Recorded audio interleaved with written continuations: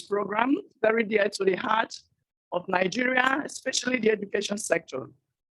While the Honorable Minister is on his way to this place, we want to recognize everyone in this place. But we want to call some personalities to the responsibility table while the minister is on his way. Please join me to welcome and call up to the high table Dr. Quinty Wooden. He is the director, IGBA, Addis Ababa.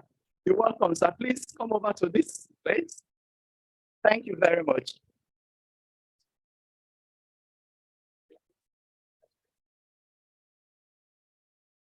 We also have with us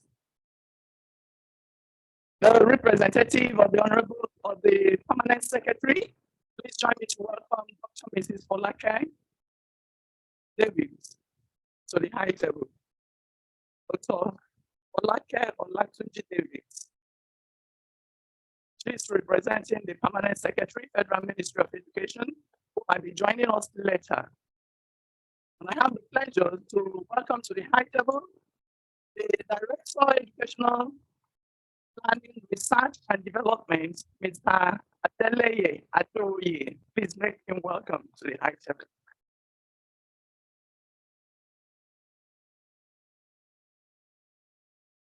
Permit me to also invite one of our discussants, Dr. Aminu Bichi.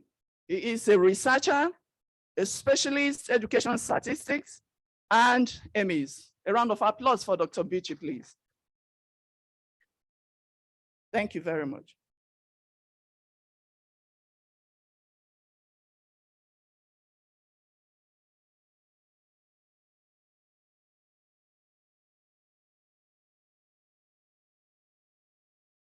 I don't know if Mr. Morten Sigard is in our midst.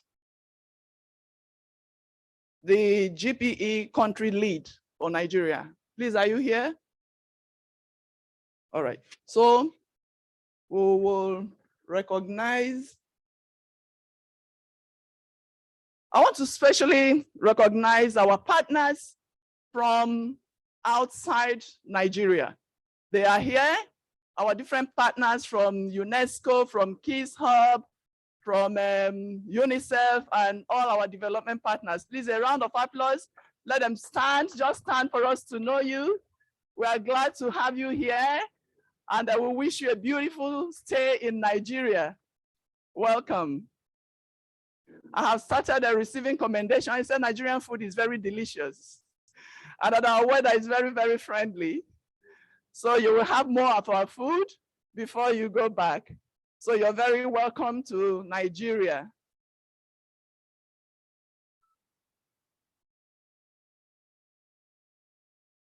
Thank you very much. There are some persons many others are joining us virtually, and I'm sure they are already connected. Prissy, you're doing a very wonderful job. Keep it up. Please, a round of applause for Prissy. He's the one handling the hybrid, the IT of this program. Another round of applause for him. You know, if we encourage him very well, he will do very, very well. Thank you. All right, very soon the Honorable Minister will arrive, but probably when he comes, we will do a group introduction so that the Honorable Minister will know the people that are here in groups. Thank you. My name is Clarice Ujam. Thank you very much.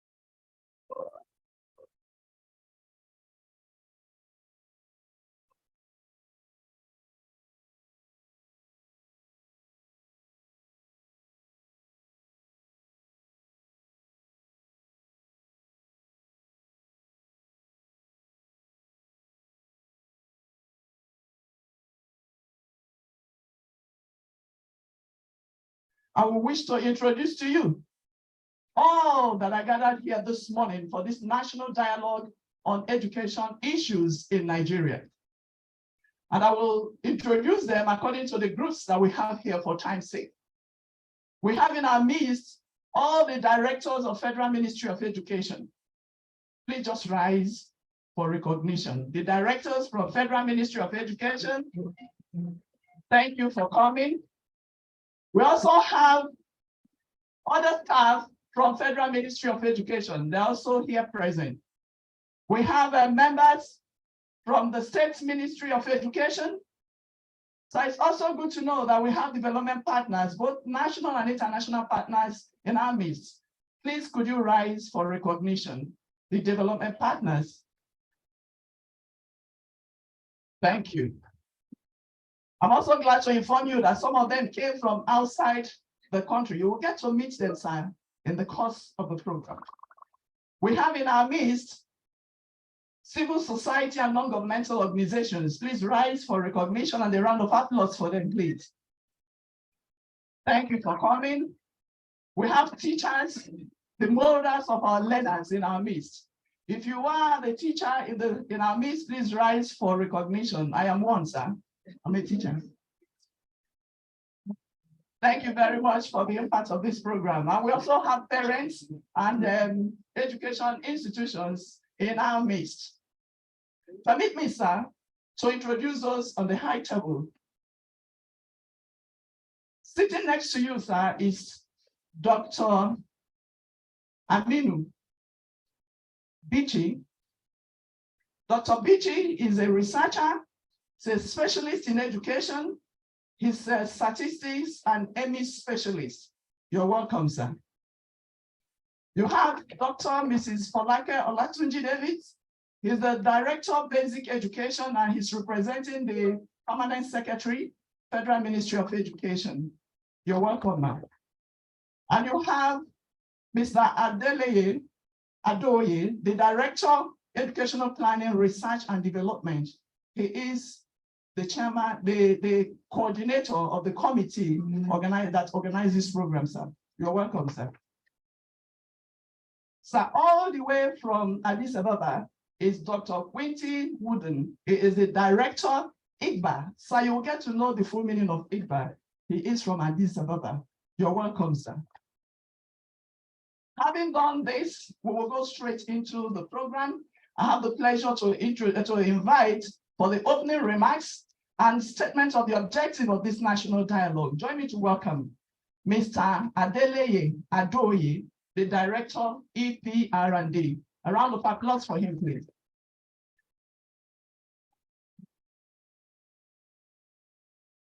Thank you very much.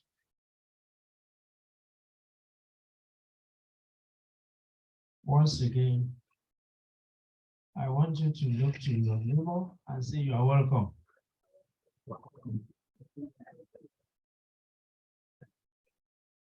Thank you very much. And I want to say you are all very special.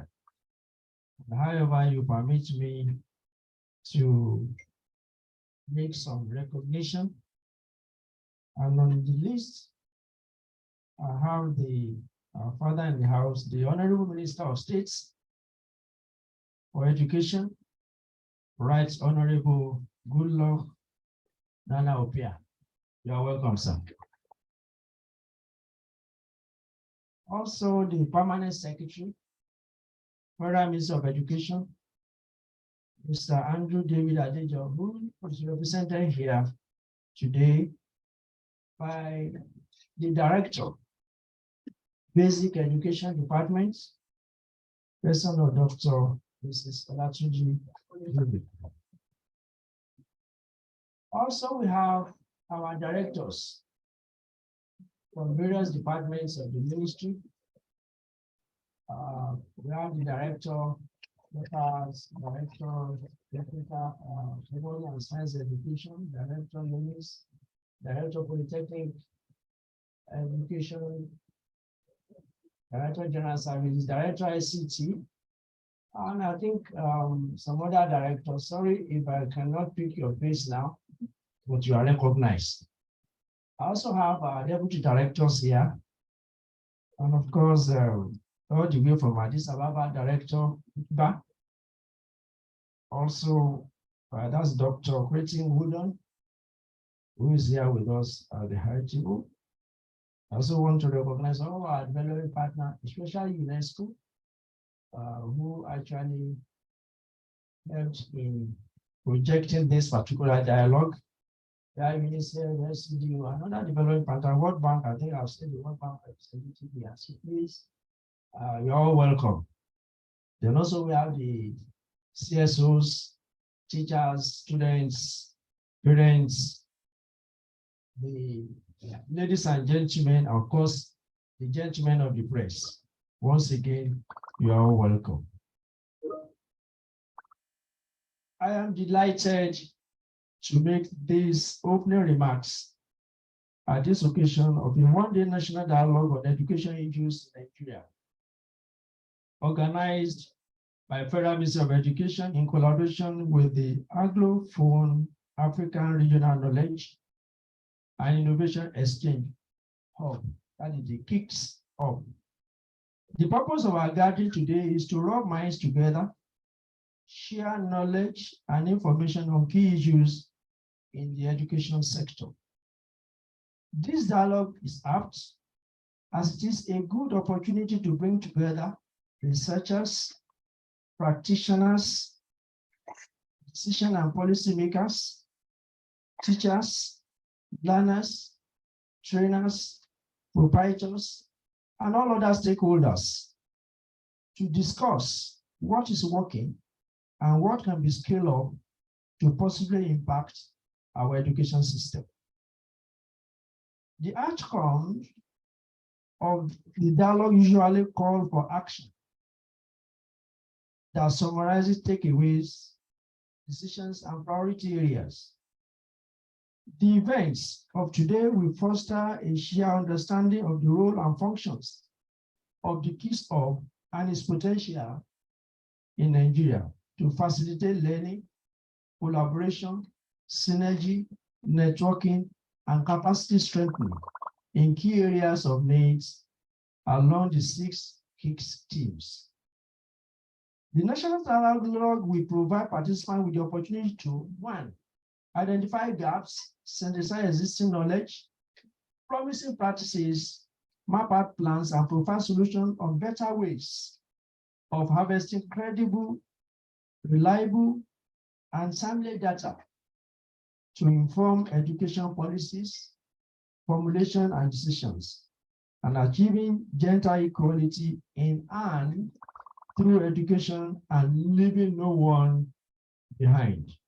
2, to engage stakeholders towards strengthening Nigeria's national education system through the exchange of knowledge and innovation, as well as peer review engagement in the thematic areas. Provide a platform for governments at all levels, local education groups, members and researchers to present their evidence, interests, and policy recommendations to ensure knowledge and lessons learned at the local and societal level have a chance to inform impactful education delivery. 4, though a call to action and statement of commitment documents the outcome of the dialogue, which will define Nigerian engagement, priorities, and policy challenges that will be addressed through research and scalable innovation for implementation by the hub. The expected outcomes of this dialogue are as follows. 1, the chosen thematic areas will be strengthened and broadened for public knowledge and implementation through development of national action plan on the chosen thematic areas. 3, an increased awareness on the priority areas and the activities and roles of KIX African 19 Hub towards strengthening national education system and accelerating educational progress through continuing knowledge and innovation exchange, capacity strengthening, and experiential learning in Nigeria.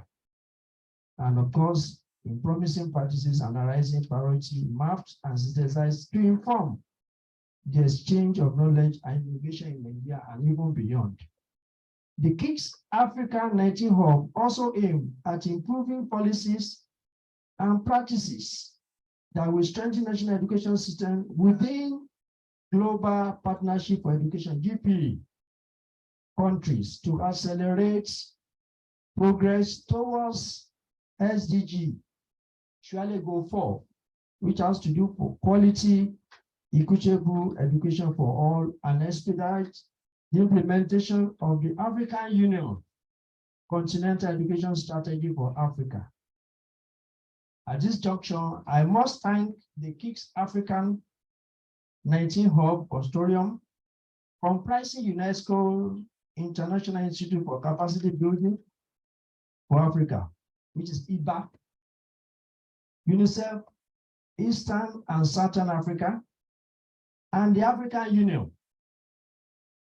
Your joint endeavor to connect expertise,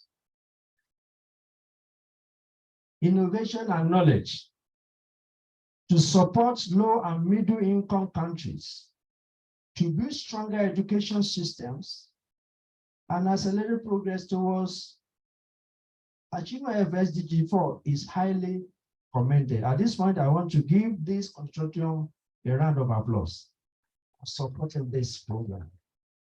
I wish to say that the management and the entire education sector in Nigeria, led by the Honorable Minister and the management of the Federal Ministry of Education, is highly committed to ensure the utilization of the outcomes of this dialogue at both national and subnational levels for better education delivery. Thank you for listening, and you are welcome to this great occasion. And I wish every one of us a fruitful celebration. Good morning to you all. Round of applause for the director, EPR&D. Thank you very much. I want to recognize and welcome to the high table, Mr. Morten Sisgard. He is the GPE Secretariat Country Lead in Nigeria. Please welcome, make him welcome, please. You're welcome, sir. Thank you. Next on the agenda is Nigeria's role in the GPE KIX Hub. And I stand, distinguished ladies and gentlemen, the Honorable Minister and members of the responsibility table, to introduce to you the very important result-oriented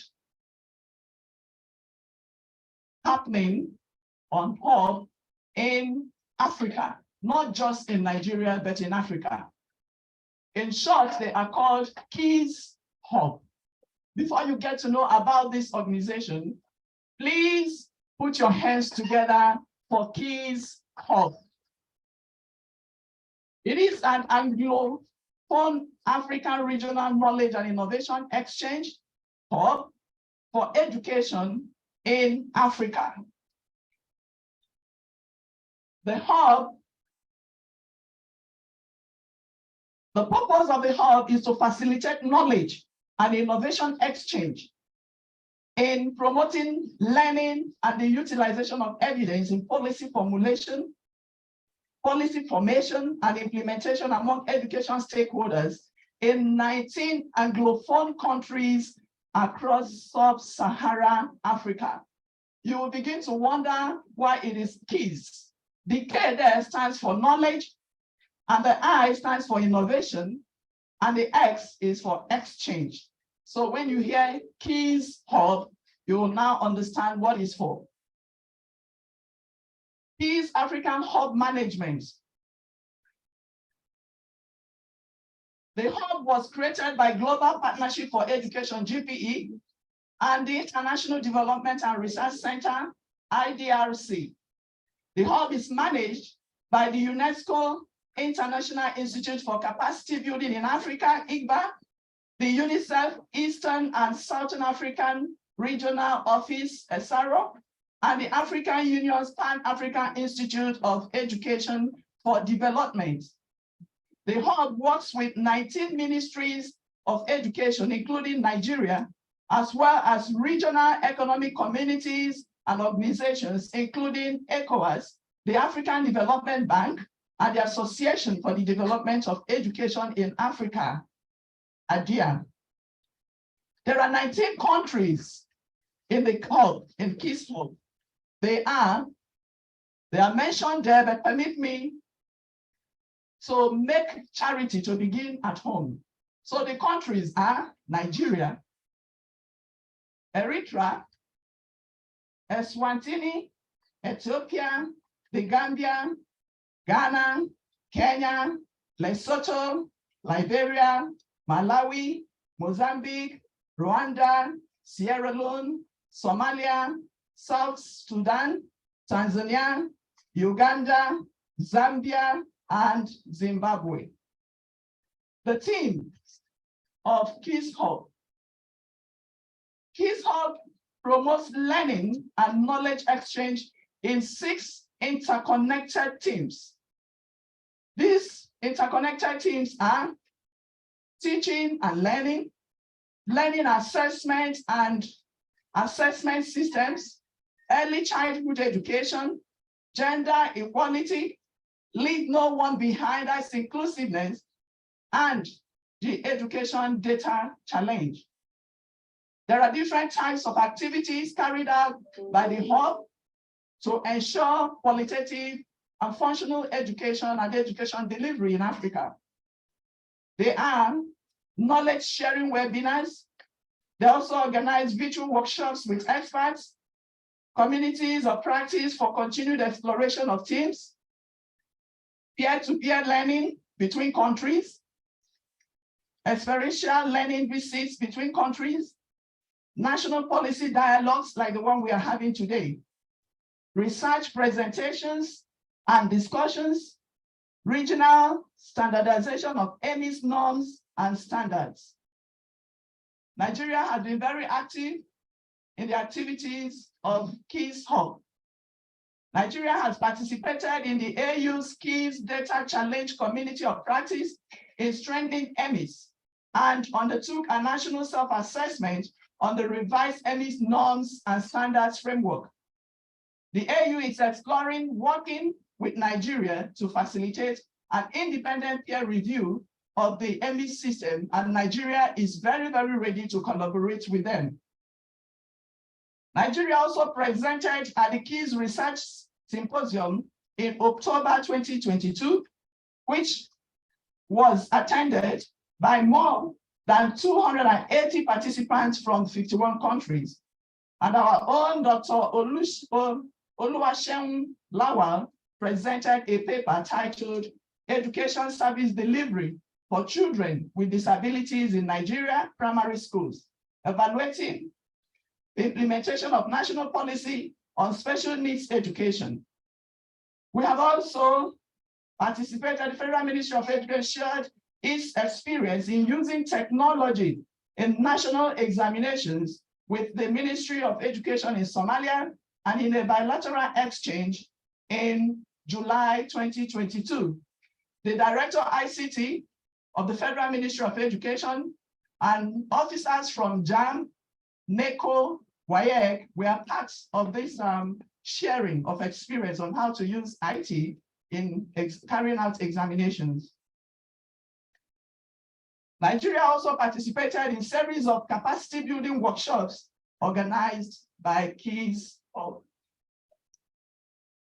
Distinguished ladies and gentlemen, Nigeria is also very, very ready to collaborate with other partners, national and international, to ensure that we have education delivered to everyone and leaving no one behind. I thank you very much for listening. That is what KIX Hub does and are ready to do more. Thank you very much.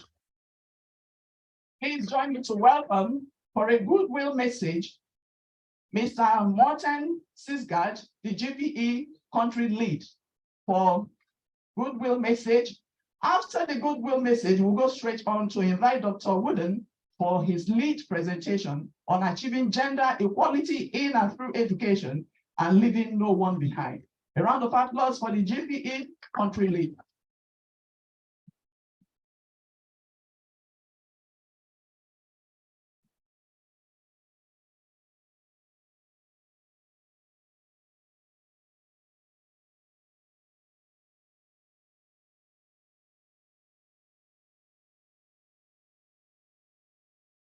Honorable State Minister of Education, Honorable Department Directors from the Federal Ministry of Education, and all present members of the Global Partnership here in Nigeria, including UNESCO and its institutes, both the ICBA and later IAP, I believe, and also British FCO as leader of the Education Development Partner Group.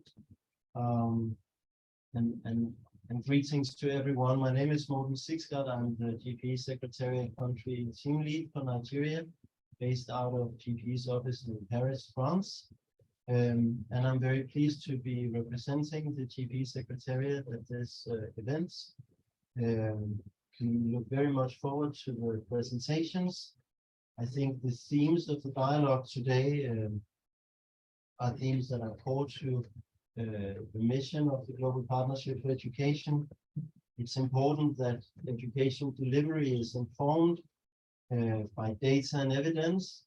You know, not just that the data and evidence is produced and consumed perhaps by researchers in isolation, but that the data and evidence is being shared, disseminated, discussed, debated, contested, maybe even by practitioners, and that members of the partnership here in Nigeria, whether it's government, civil society, donors, UN agencies and other multilaterals, they come together and talk to each other about the challenges and ways forward for the sector. And I think in that context, the KIX is a useful mechanism for this kind of dialogue, and we look forward to the discussions today. I hope they will be rich and flavorful. So without further ado, I will thank you all and look forward to the next presentation. Thank you.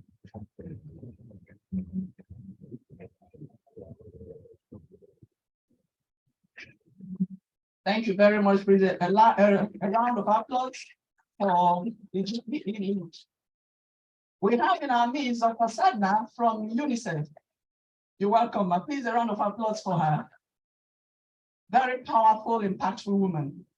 We're glad to have you here. Also in our midst is Memadou. Please forgive me if I don't pronounce it well. Lamiso. Mamadou Lamiso, from the Senior Education Specialist and the Officer in Charge UNESCO Regional Office. You're welcome to this program. We're glad to have you here. All right, we are going to invite Dr. Wooden for his presentation. After that, we will listen to Polycarp Otieno from Dakar. He's joining us virtually for his own rich presentation. A round of applause for Dr. Wooden, please.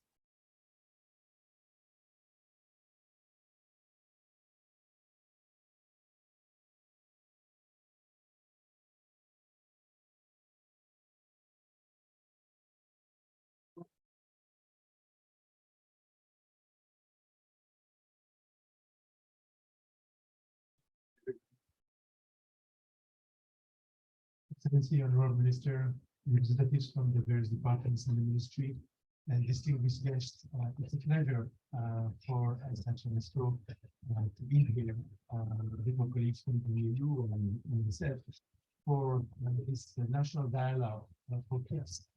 Now, I'm new to UNESCO, and this is my first national dialogue, so I'm going to discover this as much as you do. What I'm going to do is a presentation on one of the key themes that we want to discuss today.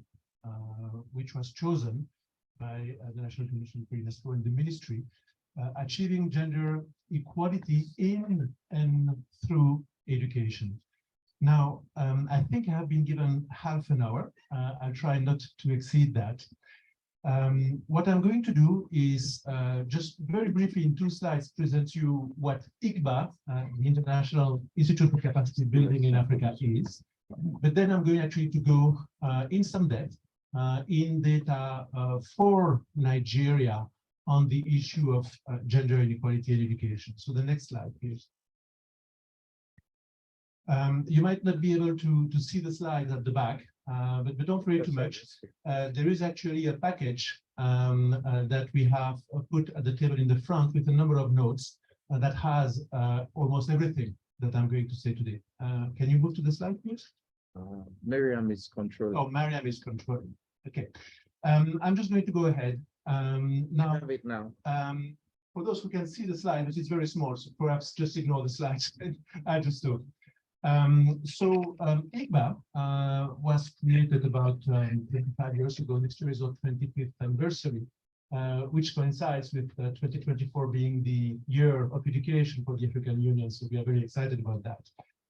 We just developed a new strategy that we can share in about 2 weeks. And our mission is really very much aligned with what KIX 19 is doing, the program that Clarisse has mentioned, which is to conduct or gather research to inform policy and then to use that for capacity enhancement.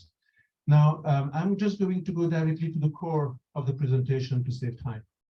So what I would like to do today is essentially the start of an investment case for investing in girls' education in Nigeria to reduce gender inequality, which is, again, one of the core themes that we were asked to discuss today.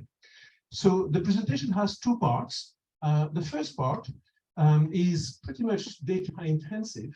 I'm going to talk to you about what's the cost of gender inequality in Nigeria, and what are some of the impacts in particular of low educational attainment for girls, child marriage, and early childbearing. And then in the second part of the presentation, I'll go into more qualitative and program work. I know very little of Nigeria personally, but I had the chance of working with a person who is amazing. Some of you might know him, Daniel Perlman. He's from the University of California in Berkeley. And he helped create what is called a Center for Girls' Education in Nigeria. And I want to share a few of the experience and knowledge that they have gathered through that program, and then link it to a slightly broader literature review on what works to improve girls' education, reduce child marriage, delay childbearing, and therefore reduce gender inequality. All right. So there's a slide, which is 2 or 3 slides down the road. It's called Knowledge Brief 2023-2, Nigeria's National Wealth, for those who are able to follow what happens on the screen.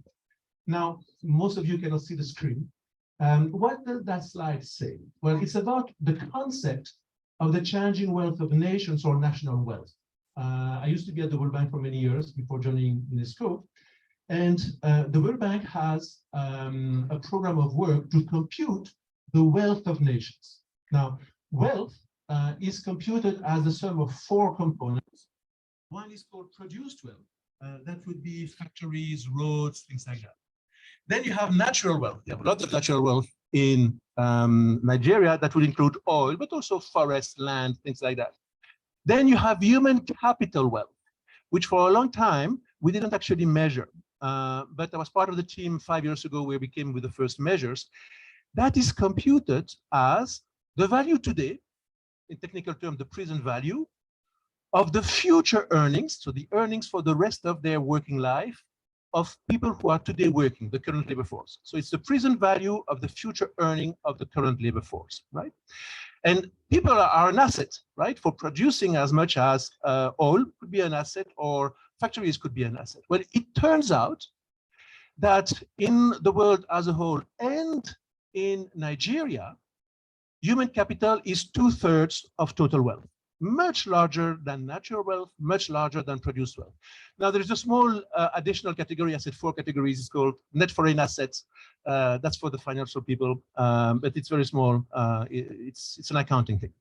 So if we look at the trend in national wealth of Nigeria, what we see is that in absolute numbers, it increases, right? If we look over the last 10 years, in the national wealth per capita, which is what matters, right? Wealth is really the assets base that you have to produce future income. If you look at the per capita national wealth in Nigeria, it has decreased over the last 10 years. Now, there are 2 reasons. One has to do with valuation of natural wealth and so on, but the other is that there is a lot of inequality in human capital, right? Remind you, I said human capital is defined as the value today of the future earnings of the workers, right? That's what it is, right? So we can compute it for men and we can compute it for women separately, right? And what we see is that in Nigeria, the gender inequality in earnings, including future earnings, is much stronger than in most of the other countries in Africa. So we have to do something about reducing the gender inequality. Now, if you were reducing the gender inequality, right, in wealth, you would increase human capital wealth, women would make more, right? And then you would increase total wealth. But there is a second impact that matters as well. And I'll discuss that in a bit more details.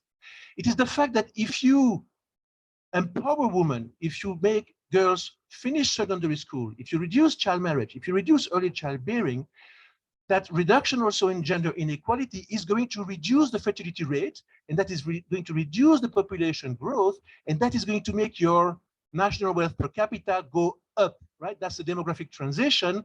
That's what we call the demographic dividend. Now, I spent a lot of time on that first slide, but there's a reason, right? Because that's the economic argument, apart from the human rights-based argument, for reducing gender inequality and investing in adolescent girls. Now, you have in the package a number of notes that are about basic profiles of child marriage, of early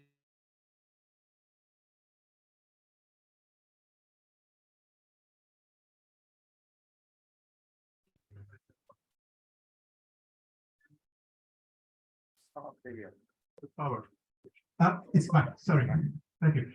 So, so what we did for the meeting is to look in some details at the data from the last 2 demographic and health, right? Now, the last DHS is 2018. The previous was in 2013.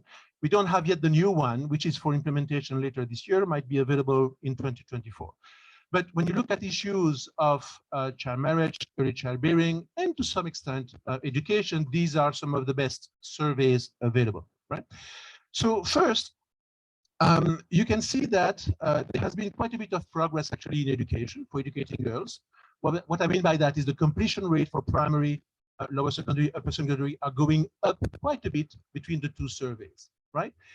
There is a very slight reduction in child marriage, right? It's about 3 or 4 points, percentage points. It essentially comes from a reduction in the girls marrying very, very early, which is a good news, right? Because the earlier you marry as a girl, the more negative the impacts for the rest of your life, right? And there's also a very slight reduction in early childbearing. What is early childbearing? It is the share of the girls, right, who are younger than 18, who have a first child before they reach 18, right? So child marriage is a formal, informal union before 18. Early childbearing is a first child before you are 18 years old, right? And the briefs in your package, as well as, but I think we lost the visual. Anyway, it was not very visible. You have maps, and of course, you know, in Nigeria, that there are large differences between different zones or states in those issues. Now, one of the graphs are back. So you have one note in the package that looks at the relationship between girls' education, child marriage, and early childbearing, right? And in most of Africa, that relationship is very strong, right? But in Nigeria, it's even stronger, right? And you have scatter plots that are in the next 2 or 3 slides down that show that if you put on a graph, right, a scatter plot, you put child marriage, the prevalence of child marriage on the horizontal axis by state, right? And you put vertically lower education completion by state, right? You see that there's an extremely high correlation, much higher actually than in the other countries, between the two, and that's visualized on those scatter plots. Essentially, what you have is that the prevalence of child marriage explains almost 90% of the difference between states in lower secondary completion. That's a very strong correlation. And if you look at the literature, or if you start to look at the data and do econometric analysis, you will see that every additional year of child marriage, right, every year you marry before 18, will reduce substantially your chances of completing secondary education or even lower secondary, right? The reverse is true too, right? Every additional year that you spend in secondary school reduces dramatically the risk that you're going to marry as a child and the consequences of that, right? So you have a very strong relationship between girls' education and child marriage, right? Now, the second scatter plot on that figure is the same thing, but between child marriage and early childbearing, having a child before the age of 18. Again, right? Child marriage explains almost 90%, the variation between states in childbearing. That explains 90% or 85% of the variation between states in early childbearing, right? So what that means is that most of cases of childbearing, right, in Nigeria are due to a marriage, right? It's not the case in every country in Africa. You have a few countries where marriage explains only about 50 or 40% of early pregnancies. In Nigeria, no, marriage explains a lot of them, right? And you can actually look at the data and look at exactly when girls got married or exactly when they got a first child, and you will see that relation that holds. So the childbearing is mostly after, and you know, I mean, it's part of the social norms, right? It's very risky for a girl and her family if she gets pregnant before. Now, I mentioned that one of the ideas was to start doing an investment case, right? We all know that educating girls is a good thing, right?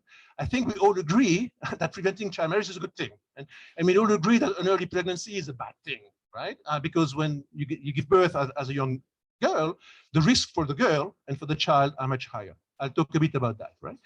But I also talked about the concept of fertility and the issue of the demographic transition and the issue of the demographic dividends, right? So if you look at Nigeria, your fertility rate has declined quite a bit over the last 20, 30 years, right? But because you have such a large number of young people, right? You have a large number of women in age of giving birth, population growth has not declined that much, right? And if Nigeria is to achieve a demographic transition that would then lead to a demographic dividend, that's a complicated concept that I'm not going to define, but we can talk about it later. So fertility would have to decline more. So the objective is not to make fertility decline, right? The objective should be that women should have the ability to manage how many children they give birth to and achieve the desired number of births that they would like. And many, many women in Nigeria, as in much of sub-Saharan Africa, have many, many more children than what they would like, right? That's the issue. Now, if we had universal secondary education for girls, right, that would almost end child marriage, and we can show that empirically. That would reduce fertility rates by 1/5 in Nigeria, a much larger effect than other types of policies. Other types of policies are needed, right? We need access to modern contraception, et cetera, et cetera. But the impact of girls' education that also then reduces child marriage on fertility is huge. And that then gives you a very major economic benefit for you, right? You remember I mentioned the per capita wealth decreased, right? In Nigeria over the last 10 years. Well, it will increase if we were reducing inequality by educating girls, preventing child marriage, preventing early childbearing. That would have a large and rapid effect on fertility, and actually a larger effect also for technical reasons on population growth. Now, there is another aspect, and I know you know about this, right? But I think it's useful to put a number of it. Another negative effect of having a child early, which comes, as I mentioned, in Nigeria, mostly from marrying early. It is the fact that this will lead to higher risk of death by age 5 for the child and higher risks of stunting. So we measured that again with the 2 last DHS. We have very similar results. And what we can say is that, again, if we were achieving universal secondary education for girls and reducing childbearing by, or delaying childbearing by reducing child marriage, we would have a large gain, and I think it's again a fifth of the reduction in under 5 mortality and under 5 stunting. Now, there's a bit of a difference here. Here, the effects come mostly from education, right? Now, if you are born of a mother who was younger than 18 when you were born, the marginal impact, the impact for that child, right, is very large in terms of the risk of dying faster or the risk of stunting, the marginal impact. But what happens is that very few children are born of mother younger than 18 when they were born, right? Because those mothers will have many other children afterwards. And so most of the children, like 90, 95%, are not born of a mother younger than 18 when they were born, right? So even though you have a large negative effect for those children, right, the overall national effect is smaller. So most of the reduction in under 5 mortality and under 5 stunting comes from education as opposed to child marriage, early childbearing, right? Now, there is another, okay. So we didn't put in the presentation, and we haven't done the briefs yet, but you can show that girls' education, preventing child marriage, preventing early childbearing has a range of other benefits: more decision-making for women, lower risk of intimate partner violence, more likelihood that the child will be registered at birth, more ability for women to seek healthcare, better knowledge of HIV/AIDS, you name it, all of those things are there, right? So the benefits are huge. So what I did before at the World Bank was to put dollar estimates on this. How much is the value of that for Nigeria's development? I'm not going to do that today because that would take a long time, right? But it's feasible to do that. So I think I have about 10, 15 minutes left. I'm trying to keep at half an hour. The second part of my presentation is, so what? Okay, I mean, you knew everything that I said. I think you knew it, right? Maybe you didn't have the exact measures, and I think it's useful to have the measures, but you know, right? So what can we do? So I want to spend a bit of time about a particular experience, and that's the gentleman that I mentioned before.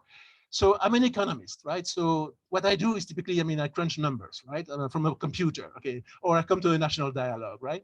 Now, he's not an economist, he's an ethnographer. So what he does, he spends months in the villages, right? He has spent so many months, I would say it's years and years, in villages in Nigeria and in Niger as well, right? And you know that the Hausa communities are kind of very similar, right? In the north of Nigeria and in Niger. So I can talk about things, I can put numbers of things, but he knows the real stuff, what's happening in the village, right? And so one thing that he said to me when I was doing part of this work before at the World Bank is the concept of viable alternative, right? Sometimes there's a perception that the bad parents are marrying the girls for their own benefits. That happens, that can happen, right? That I don't think is the rule. The rule is that there's a whole ecosystem that leads girls to drop out of school, that leads girls to marry early and have children early, and that contributes to that overall gender inequality that is so detrimental to Nigeria's development, right? So there are 3 briefs in the package, and if you don't have it, it's on the table at the back, right? There are 3 briefs that I wrote with Danielle. 2 are about qualitative insights from really his work in those villages. And 1 is about a program. So let me first say something about the qualitative insights and how they match the quantitative data, right? So one of the briefs is from the point of view of parents. I won't go too much in details. The other brief is from the point of view of the girls. But one of the type of works that they did was to try to understand qualitatively, right? And this is not a focus group where you go in, you do your focus group, you go out. That's not what it is, right? This is living in the village and starting to know the people. So it was very clear that you had both social norms as well as issues with the education system, right? Leading girls to drop out. And when they drop out, the parents are very worried about what can happen to them, and they will marry the girls, right? And some of the girls actually want to get married, by the way, right? I mean, that's important to note, right? There is this thing in those communities called the things of the room that he described to me, is that the girls get a number of things, and sometimes, by the way, it's called bride price, which is the wrong name, because whatever the girls or the parents put together goes to the girls, right? It's not going to the parents. But anyway, so what came out very strongly from the qualitative work was the difficulties in Nigeria as elsewhere in Africa, right? About lack of learning in primary school and dropping out, right? And failure at the exams that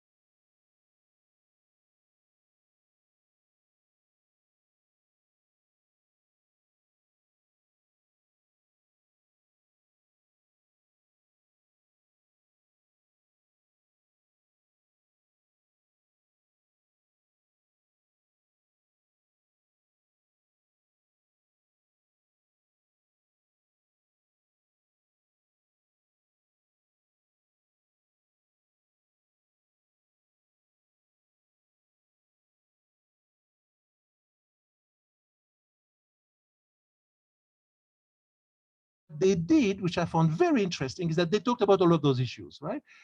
But at the request of the parents, they also continue to teach literacy and numeracy to the girls, right? So it's like an after-school program that includes strengthening what's already happening in the school, right? And that actually led the girls to do much better, right? In terms of how much they would learn in primary and so on. They essentially, I mean, I don't have the exact numbers here, but some of the numbers are astounding, right? They had 10 or 20% of the girls completing primary that went to 80 or 90%, right? This is the kind of magnitudes of the gains. What they also did, it's a program that started about 15 years ago in Nigeria, and they went slowly, right? They didn't go in and do a program. They didn't do that, right? They went in and asked, what should we do? To the communities, right? And they pulled in the traditional leaders, they pulled in the faith leaders, and they had very strong community support. So the bottom line is that they created a viable alternative, and they delayed, there's an evaluation that has been done, they delayed the age of marriage for participating girls by 2.5 years. That's large, right?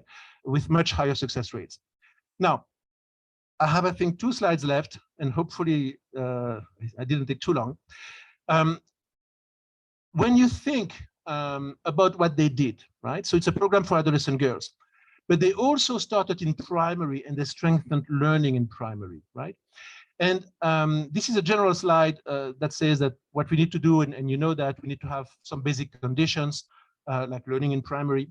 The role of female teachers and female heads of schools is extremely important. We see that from PASEC data, which is from other countries, from Confemen. These are Francophone countries, right? When you do regression analysis of the correlates of student learning, some of the strongest effects come having a female teacher and having a female head of school, right?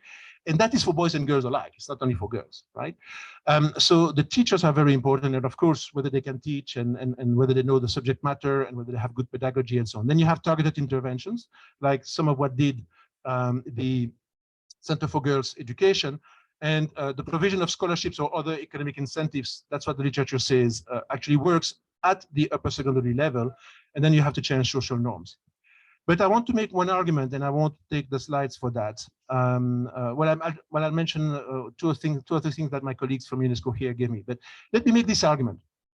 So I said that we are considering doing an investment case on girls' education. We'll do it for Africa as a whole with the African Union, that's for sure. If you want us to do it with you for Nigeria, we're happy to do it, right? And you have some of the basic analytical work in the folder, and we can do more. One of the key arguments I want to make, right, and I think it's valid for Nigeria as well, is that when you discuss the issue of adolescent girls, what the literature says is that for the girls who are at the top, right, upper secondary, to keep them in school or to prevent marriage and childbearing, you may need economic incentives. That's what the literature says. That's what randomized controlled trials basically tell you, right?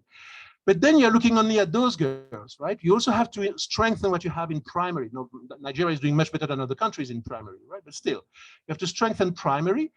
And I can tell you that I haven't done the numbers yet, but my gut feeling is that if you improve learning in primary, right, that will have a larger effect than what you do at the upper secondary, because it will facilitate a larger flow of girls up to that level and prepare them for that level, and it's going to be cheaper, right? And that is not discussed in the literature. Why? Because when you think about the adolescent girls, you focus on the adolescent girls, that age, and that's too late then, right? But the investment at the bottom is extremely important, right, in primary school. And so that's the case that we want to make. The investment case would say, okay, these are the broad trends. These are the negative effects of not educating girls and having child marriage and having early childbearing on a range of outcomes. We can put a dollar value on that because sometimes that's useful for discussion with the Minister of Finance or others. And then we can do a review, especially in Nigeria, where you have a lot of programs. I mentioned one because I know it better, but you have a lot of interesting innovations. And then that combined with a life cycle approach through education system would provide the investment case. So I just want to mention two things, and I know I've taken too long, so but that's in the presentation, and we can make the presentation available. My colleagues at UNESCO have done quite a bit of work related to adolescent girls, and one of the things you cannot see it there, it's the next slide, I think, is ICT-based learning for foundational skills in formal and informal settings. And then we have at UNESCO a program that is called O3. There's also a Spotlight initiative. There's an e-learning platform. And so I thought I would just mention that very briefly. So I think I've taken 35 minutes. Maybe okay, I have to stop. Okay, I took 5 minutes more. I apologize. I thought at some point I had 40. I hope this was useful, and we're happy to work with you more on all of those things. Thank you very much. Please, a bigger round of applause for Dr. Wooden. Thank you. Before Polycarp comes up, I was just wondering, and my wonder is, talking about the concept gender, I think it relates to both the male and the female. But because of the powers that the women folk have, they talk more on gender, the girl child, the woman. What happens to the male? So I challenge the male folk to begin to talk about gender as it concerns the male. Do you know the outcome of this? That we will spend all our resources training the girl child. The girl child will go to the primary school. We encourage with all incentives the girl child to go to secondary school and then go to the university. And when she graduates and comes out, the man that will marry her will be an illiterate. And you know what? When she comes to begin to speak English, the man that doesn't know how to speak English will get angry and begin to batter her and begin to beat her. So this calls for this calls for us to go home and start thinking about promoting the male child, because gender is not only about the girl child. I hope I will not be kidnapped by the female folks out there. Thank you very much. So if Polycarp is ready, please can we have Polycarp? Is from IIEP Dakar, and he is doing a presentation on meeting the data challenge in education. Over to Polycarp, please. Thank you very much, Session Chair. And as my presentation is being loaded, I just wanted to maybe respond to one of the closing comments that you had, that we're talking more about girls and not focusing on the boy child. And usually the analogy I try to use is when you are driving and somebody is ahead of you, if you need to catch up with them. Polycarp, just a minute, please. Yes. Let's resolve something quickly in here. Thank you. Yeah, so I was just making a comment, not necessarily on my presentation. Just hold on, Polycarp. Sure. Where's the sound here?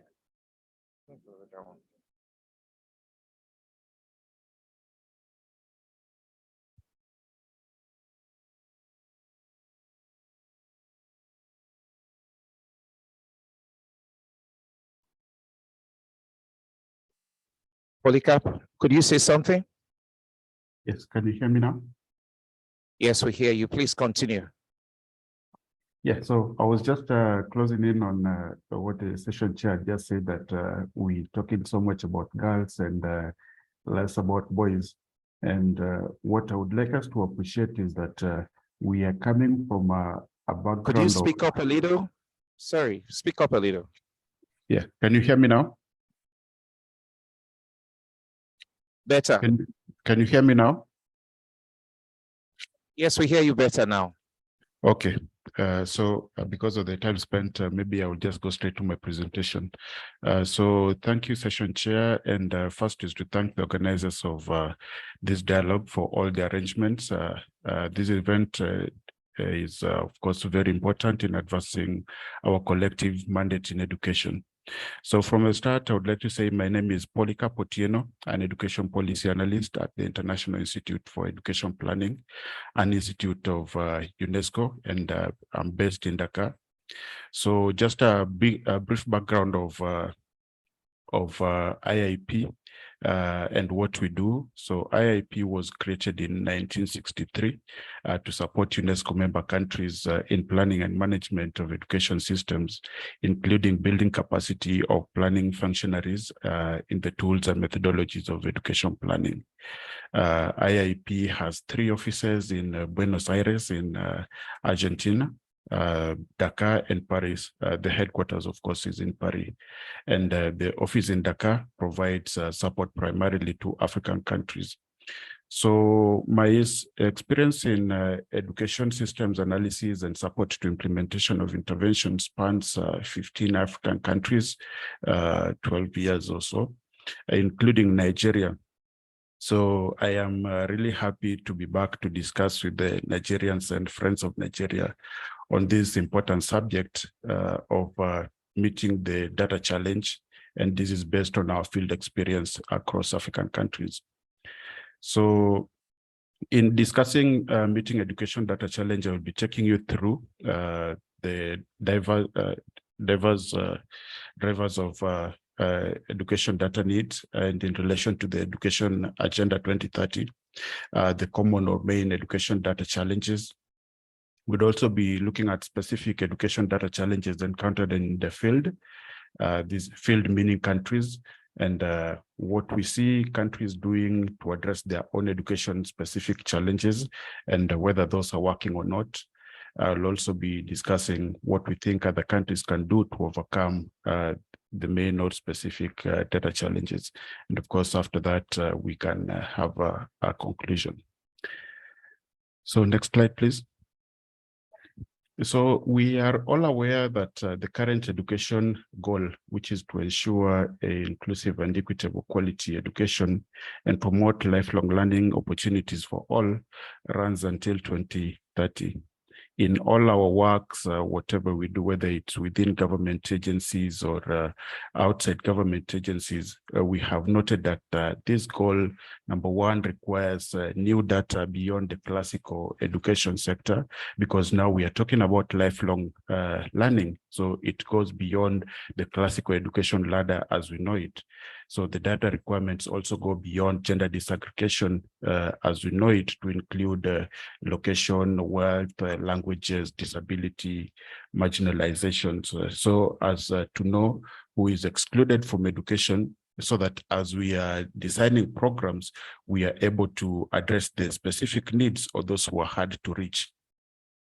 There is also the greater use of multiple data sources within this education agenda.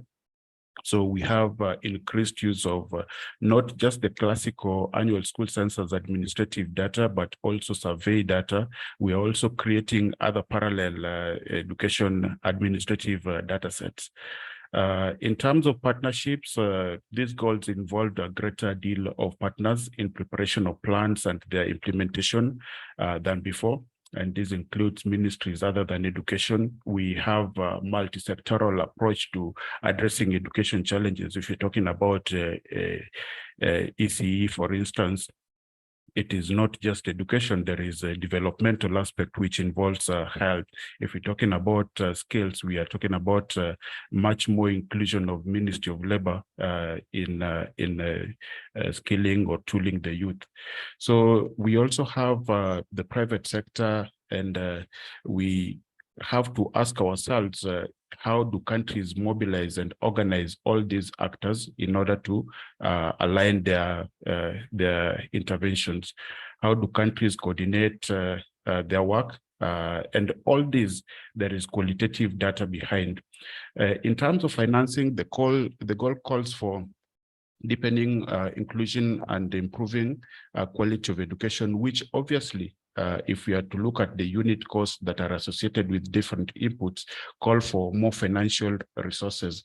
So from ministries, from NGOs, from private sector, communities, households, this definitely calls for answers to the question around what is publicly financed, what is privately financed, how predictable can the financing of education be, and how sustainable the financing of education is. And all, as we discuss or respond to these questions, the question is, we need to increase the production of financial data. The goal also calls for immense evidence from a wide array of data sources, whether it's administrative, household, national and international. So the question around this is, what M&D systems exist, what indicators and targets can be measured by them, and how reliable are they? So next slide, please.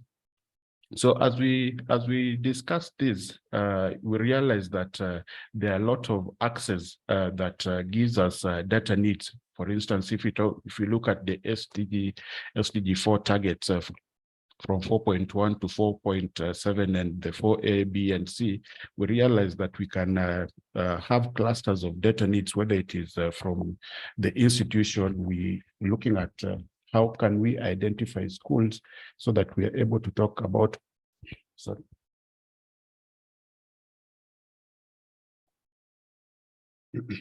Sorry about that. So we're talking about identification of institutions so that when we are doing analysis, then we are able to offer discrimination depending on the background of the schools. We can look at infrastructure, equipment and facilities, the learning environment and accommodation for children with special needs. We're talking today about emergencies and risks. And when talking about risk, we're talking about climate change as well. So all these, we can cluster the data needs around institution. On the learners, we can talk about student registration and management, their progression as they come in and progress through the education ladder that is created in a country. We also talk about teachers, their training, registration, recruitment and deployment, teaching subjects, and how teachers as a resource are shared across the education system. When talking about learning resources, courses and programs, you can talk about what programs are on offer and whether the teaching and learning resources that are around them. In the financial resources, we can talk about both domestic and external expenditure or financing needs. So all these can give us an impression of the data needs that are in the sector as we plan or manage it. Next slide, please. And We also know that implementation or pursuit of SDG4 continues to occur in the iterative process that is beamed before you, the process of education sector planning and management, with each step calling for data and information in different shapes and shades, whether it is in the first step of education sector analysis where we identify challenges and constraints, whether it is in the identification of policy priorities where we set goals and targets, whether we are in the program design, whether we identify interventions and their scope, whether we are in the costing and financing where we have to identify quantities of these interventions and the various unit costs, whether we are talking about the action planning where we have the capacity of human resources, and whether we are talking about implementation arrangement where we have to talk about the efficiency of the structures that are available for implementation, or whether we are in the monitoring and evaluation stage where we are asking for indicators and milestones. What is clear from all these stages is that there is need for data and information. Next slide, please. So in discussing education data challenge, we can divide the challenge into two. That is, of course, first is availability, and the second is the use. So despite the demonstrated data needs, which I've spent a bit of time trying to elaborate at both planning and management of the education system, availability of education data remains elusive, not just in Nigeria, but based on our field experience and of course, reports from UIS, we see that data availability remains elusive. For instance, according to the UIS, that is the UNESCO Institute for Statistics, only 43% of GPE developing countries reported on 10 out of 12 core indicators in 2019, and there hasn't been any progress to date. Then if we look at the global indicators that are supposed to be used for monitoring SDG4, only 23% of the countries are reporting on them. And these indicators include learning, early childhood development, early childhood education, access to formal and non-formal training for the youth. We're talking also about skills for the youth. We're talking about gender equity and parity across all the indicators of measuring whether access, quality, or efficiency. We're talking about literacy rates, global citizenship, learning environment, including infrastructure. So if you look at all those global indicators for measuring SDG4, only 23% of the countries are reporting on them. So it shows you that the availability of data still remains a big challenge. At a country level, based on the experience that we've had with the conduct of education sector analysis, there is minimal data. So this is normally limited to annual school censuses, or if you are lucky to have something on examination, is the administrative data that comes from the end of cycle examination. So this can be seen from the Liberia ESA of 2022, Somalia ESA of 2022, Burundi ESA as well, conducted in 2021. Yeah. So next slide, please. So on the flip side, or the complementary side of availability of data, for countries that have managed to assemble some reasonable data, the second challenge, of course, is that of use, which is often compromised by quality concerns along the factors of timeliness of the data, where data is often not available. Data is not available at the time of need. There is also the question of accessibility, where data is often inaccessible, and in most countries, data is in the hands of a few people, and in some very not very good practice in the hands of individuals. So in this case, the data is not understood by the essential people, and so eventually not usable to the planning team or the management team. There is also the question of completeness. Sometimes when we come across databases from countries, we realize that essential fields expected from the data needs that we've just that are just highlighted before, they are missing. And this is not by design, because when you design, Please hold on. Transiting from one government to There was a another technical issue. at Just hold on. different You'll levels. continue shortly. The significance of this is that it provides another opportunity to hear and learn from the stakeholders in the sector on what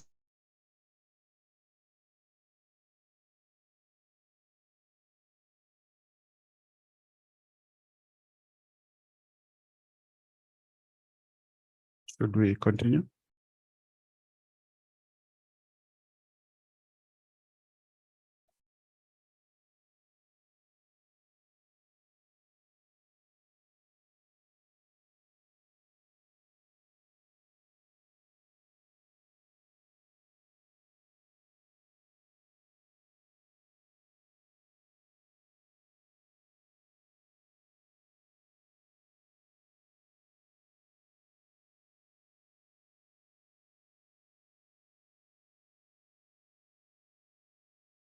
for finding time to join us at this event.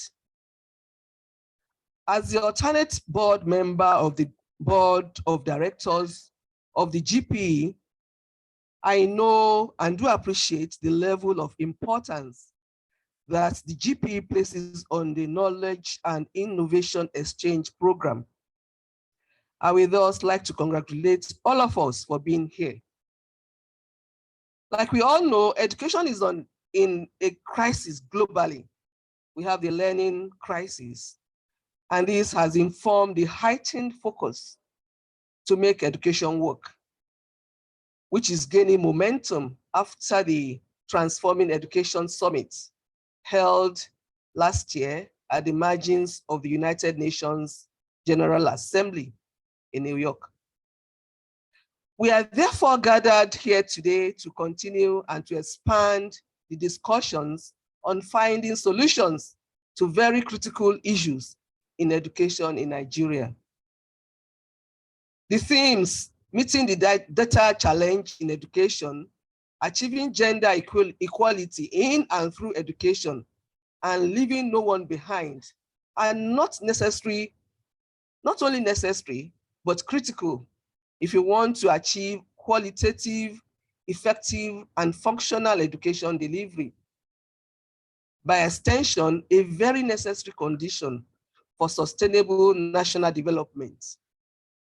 As a nation, we must continue to provide quality education to every girl and boy, irrespective of their circumstances. This is very critical for human capital development. I want to thank Mr. Otino for his wonderful presentation, which is ongoing, which has laid the basis for a global perspective on the data challenge in education, and has made my job a lot easier. I will not bore you with too much details, but we broadly speak in general terms on the importance of effective data and data collection and how it will be useful for achieving gender equality and inclusiveness. Effective data collection and analysis will ensure that we know what we are looking for and how to review them and aggregate them for different purposes. Most importantly, it allows us to direct our increasingly scarce resources where they are mostly needed in the face of everyday competitive demands, especially in a highly populous country like Nigeria. It increases efficiency and enables the country to determine priority areas. For data to meet all these demands, it must be credible, reliable, and timely so that we can provide answers to relevant questions. To determine if the answers provided will lead to the envisaged outcomes and eventually evaluate the extent to which the outcomes will result in solving the challenges we set out originally to address. To achieve this, it is important to always ask questions such as, who thinks there is a problem in the first case and that such problem requires to be solved? Who defines the problem that data will solve? Who decides what data to collect and why? Who collects the data, where, when, and how? Who questions and analyzes the data? Who uses the data and for what decisions? Who determines how effective data collected have been useful in solving the identified challenges? Equally important is the fact of who determines the variables that go into the data collection exercise. I want to think that we are all agreed on the importance of data and the who, when, how, and why it should be collected and done effectively. The extent to which data collection will be necessary for achieving gender equality and inclusiveness can be better appreciated when we start with a globally accepted definition of gender. According to World Health Organization, gender is the socially constructed roles, behaviors, activities, and attributes that a given society considers appropriate for men and women. In its 2012 World Development Report on Gender and its role for development, the World Bank suggests 3 key dimensions of gender equality. 1, the accumulation of endowments, such as education, health, and physical assets. 2, the use of those endowments to take up economic opportunities and generate incomes. 3, the application of those endowments to take actions affecting individual and household well-being. It is important to mention here that the concept of gender includes both male and female, just like our uncle said earlier. Because the thinking of most people, whenever the term gender is mentioned, is that it concerns only the females. This erroneous concept is born not only out of the basic DNA of the African man and woman, but because most of it is the female gender that has been excluded and deprived of what readily comes to the male gender, either socially, culturally, or historically. Addressing the gender issue in any endeavor therefore requires that we make conscious efforts to collect gender data, which is systematically included as a variable at the moment of data collection on individuals. It is also known as gender disaggregated data, as it relates to the proportion of both male and female in any given population or sample size. Gender data specifically measures sex, age, and disability disaggregation, which can be said to be proxy measures of social and economic differences in determining access to resources and opportunities between women and men. These data sets are important because they help assess if an initiative is successful at targeting and benefiting women, men, girls, and boys, and it unbundles their differentiated impacts. Gender data can be the evidence that policymakers need to put in place inclusive, gender-sensitive policies that will allow girls and women to achieve their full potentials to accelerate equality and ensure equity. Today's contemporary world has shown that both male and female gender contribute meaningfully to development. It is thus very important to ensure inclusiveness of every boy and girl by providing equal opportunities to receive education, whether formal or informal or non-formal, to lead meaningful lives. This therefore re-emphasizes the need for all of us to work towards scaling up alternate learning options through catch-up and accelerated learning programs that offer fit-for-purpose learning pathways for all learners. Nigeria, like some other African countries, is dealing with a learning crisis, as shown by the 2021 household survey, which indicated that 72% of girls and 75% of boys do not have basic literacy skills. Unless our girls and boys can learn to read, they will not be able to access the best of the curriculum, nor develop the skills needed for transition to work and life.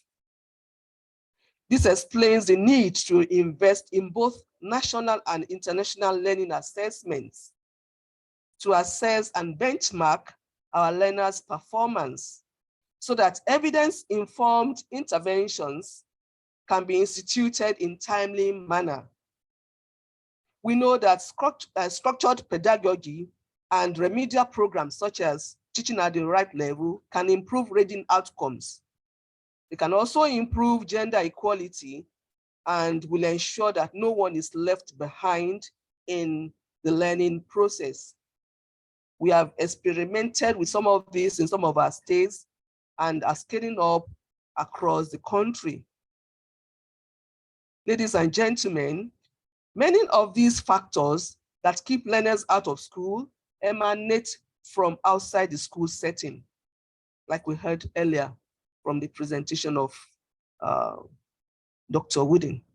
To build the human capital that we need for the country, it is critical that stakeholders come together to deliver every child's right to education.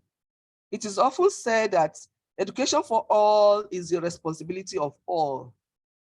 Adequate school programs, facilities, and infrastructure for learners must be provided.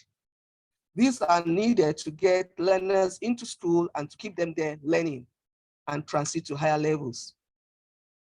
Distinguished participants, I believe that some of these issues raised here will receive direct solutions with positive outcomes. We thank our partners for their tireless support and call on them to continue working hand in hand with us to transform education to every child and young person in Nigeria and on the continent. We invite you as our partners to join us on the journey to continue to confront all the challenges and on harnessing the potentials of the young people in Nigeria who are hungry for opportunity and connection with the world. As we continue our deliberations today, and even after we leave this hall, I enjoin us all to be champions of gender disaggregated data if we are serious, really serious about pursuing sustainable development. I thank you all for your attention and wish us all a very successful dialogue. Thank you.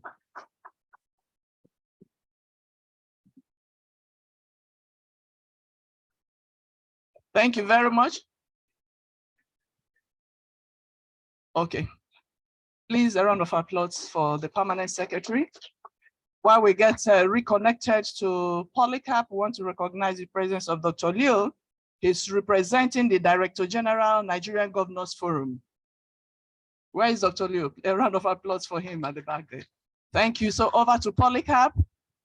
After Polycarp's presentation, we will receive the remarks from the Honorable Minister. Thank you very much.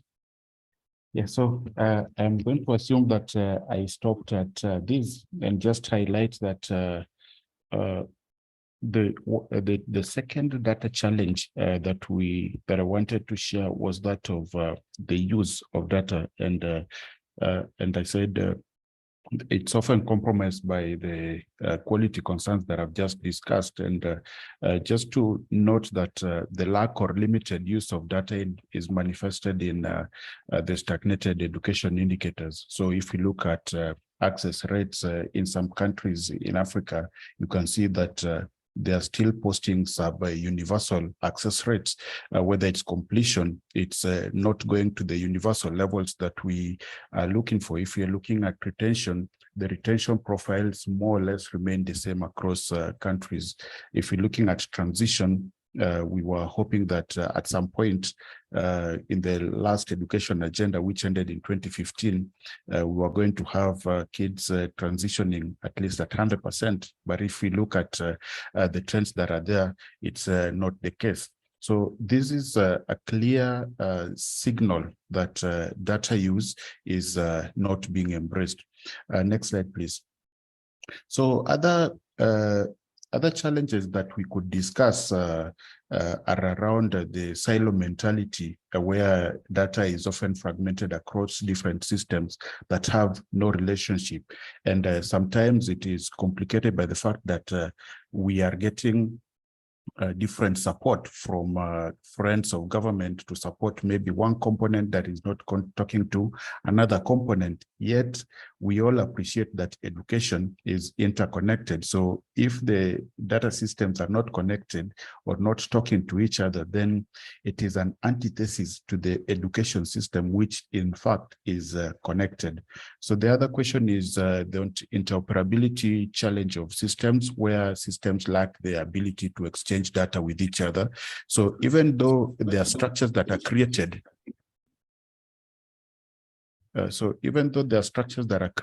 to facilitate the management of education, for instance, you have the Federal Ministry of Education in Nigeria, and you have maybe an agency managing teachers, you'd find that if they're managing two different systems, data that are coming from these two different functions often don't talk to each other.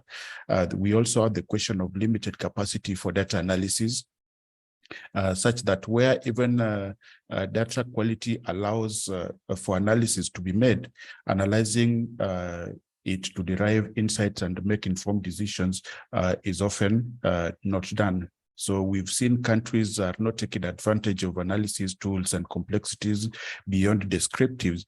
So for instance, we've just seen what Quentin has just talked about, using different metrics to be able to get much more insight on what do we need to invest or where do we need to invest. So a lot of countries are still stuck on descriptive, not taking advantage of maybe explanatory or even prescriptive analysis when data allows. There is also the question of data privacy, and we know that education data often contains some very sensitive information about students, such as their grades, attendance records, and disciplinary history, which can be sensitive, and ensuring that this information is kept private and secure is essential to protect their privacy. Next slide, please. So if we were to I'll skip this slide because it is mostly summarizing what we've talked about as challenges. Next slide, please. Yeah, so with all these challenges, we share what countries are doing to overcome them. So to start off, you know that in 2018, the World Bank, in its World Development Report, did a very apt analysis of why learning is not happening to children. And you can see the 4 quadrants of number 1, children coming to school not prepared to learn. Number 2, school inputs that do not affect teaching and learning. So whether it's teaching, mostly teaching materials. And we also have the school management that doesn't affect teaching and learning. And number 4 is the unskilled and unmotivated teachers. So when we look at this framework and focusing mostly on learner and appreciating that learning happens to an individual first before it happens to a collective. So a lot of focus presently is on individual learning, collecting information about individual learners and teachers. And so the examples that we can see is the NEMIS or teacher management information system in Kenya, which have databases for individual learners and teachers behind them. So learners in these systems have unique IDs that they carry along the entire education system, and they can use it for inter-school transfers to initiate or close transfer transactions. We also see within the teacher management information system, it is used for managing teachers, both at recruitment, registration, deployment, and even the management of their continuous professional development objectives and assessment. We have the NIMS in South Africa, which has been there for more than a decade and has been focusing on having information about a learner, not an aggregate. In South Sudan, we have the SAMS, which measures or collects information about daily attendance of learners and of teachers, so which gives teacher managers of education the chance to take action at when data provides certain insights of non-attendance, or both for learners and of teachers. And I say this particularly because we know that while we talk about learning being the central focus in the 2030 education agenda, kids and teachers have to be in school first before learning can take place. So these data sets that I've just mentioned, which focus on individual, whether it is learners or staff, they are quite rich, and considering that their managers have opportunity to collect background information about individuals, whether it's learners or teachers. So whether they're coming from poor backgrounds, whether they're coming from rural or urban areas, whether they're coming from marginalized communities, so that by and by we are able to provide a discriminant analysis on the excluded population and proffer solutions that are differentiated according to their needs. So apart from these individualized learning data sets that are available, we also have timely annual school census examples, including feedback to schools, which for the longest time has been the missing link to improving data quality. So in Sierra Leone, we have a performance-based financing feedback that is given to schools alongside the data that they submit on the annual school census, which makes schools want to know what is measured, how they can improve based on this feedback, and more generally, providing data producers with feedback always gives them a chance to be part of the data production loop and help improve the quality. We talked about the question of completeness. If schools know that this is what makes them rewarded for certain aspects, then they are more likely to be responding to these questions rather than leaving them uncompleted.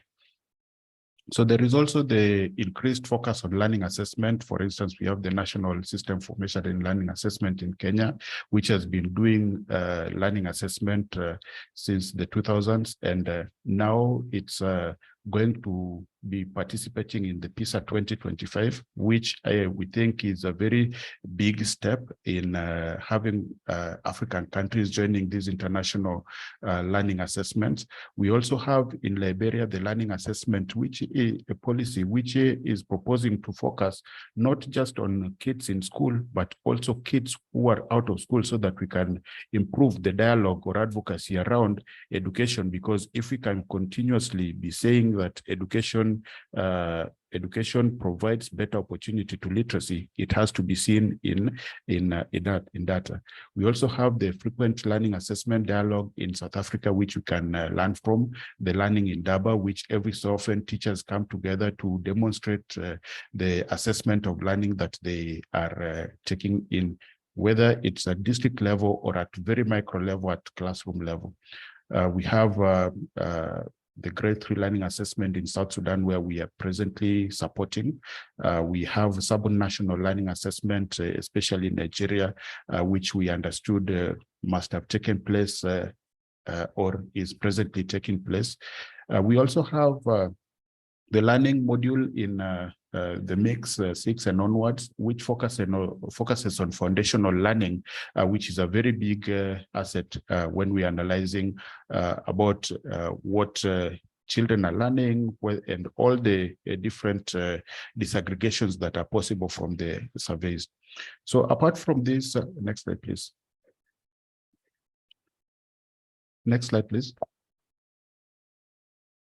Yeah, so apart from these specific efforts that are happening in countries to address or overcome the data challenges that we've discussed earlier, we have other recommendations that we may possibly put across to ensure that we can be able to meet these data challenges. The first one, and is very key, which is to ensure that government is enhancing support to its data initiative. And on this, we say we know that the commitment of the government to data production and use can only be demonstrated in its own domestic financing. So that we are talking about the question of quality, we talked about consistency. We cannot predict or we cannot simulate the predictability of external support. But if government is to commit its own resources to availability of data, there is much more assured possibility that this is going to happen. The other point is integrating and harmonizing data systems and consolidating data from different sources for ease of analysis.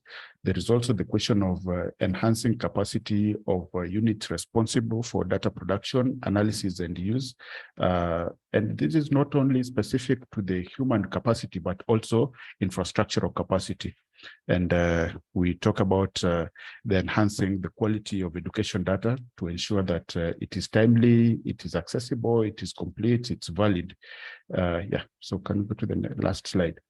And the last point I want to close with is to ensure that as we build capacity of the units that are responsible for management or production of data, we appreciate that when we talk about education management information system, it is not a simple equation of an annual school census. It is the capacity to appreciate that there is both administrative and household data. And within the administrative, there are censuses and there are institutional-based surveys. And under the censuses, we have what countries are focusing on, which is the annual school census. So if you were to take annual school census out, you see you are still left with a whole array of information sources which still are part of EMIs. So even when we are talking about government enhancing its resource support to the data production, it is to ensure that it is not only focusing on annual school census, but looking at in between the annual school census, what is there that can provide timely information for both for management decision, because annual school census would put you at a position of planning, but school returns and personal databases can give you leverage for how do you ensure that in between the year you can be able to move within the education system. There is the question of learning assessments, tracer studies for post-secondary education institutions, so that you are able to keep track of where your graduates go to once they leave the education institution, which is a very important measure of the effectiveness of your education system. And on the household side, to build capacity of the units to be able to analyze household surveys. How do we make use of the education modules in the DHS, in the mix, in the labor force surveys, in the citizen-led learning assessment, or in the consumption surveys?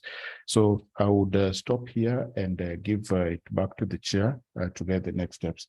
And again, on behalf of the IIP, we are really happy that we are included in this dialogue to offer feedback from what we experience from countries, and which can be very important as you improve your systems. And of course, as we continue the dialogue on meeting data challenges generally in the continent. Thank you very much.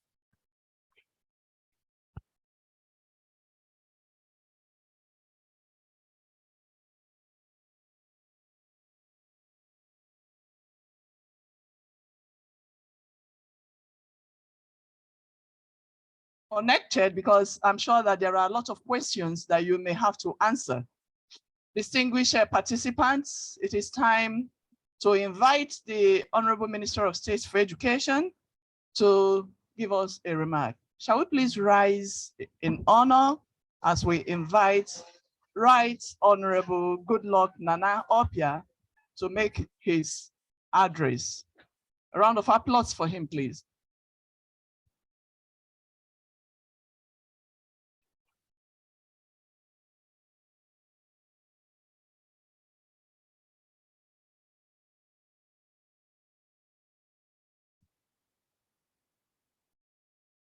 Please sit down, everybody.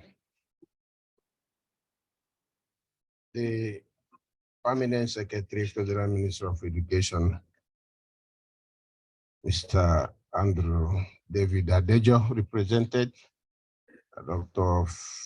Folake Davids, the other members of the responsibility table. Let me please rest on the protocol as comprehensively established by Adoye Adeleye, Director Research, Planning, Research and Development, and his Deputy Clarice Ojam, PhD. So I simply say, good day, ladies and gentlemen.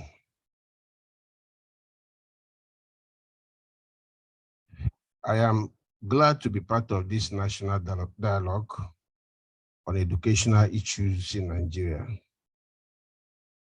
Permit me to appreciate the Global Partnership for Education, GPA, for their various support to the country, including this hub, which provides opportunities for exchange of ideas in improving education amongst the 19 Anglophone countries in Africa. I also join in warmly welcoming all participants, especially those from outside the shores of Nigeria.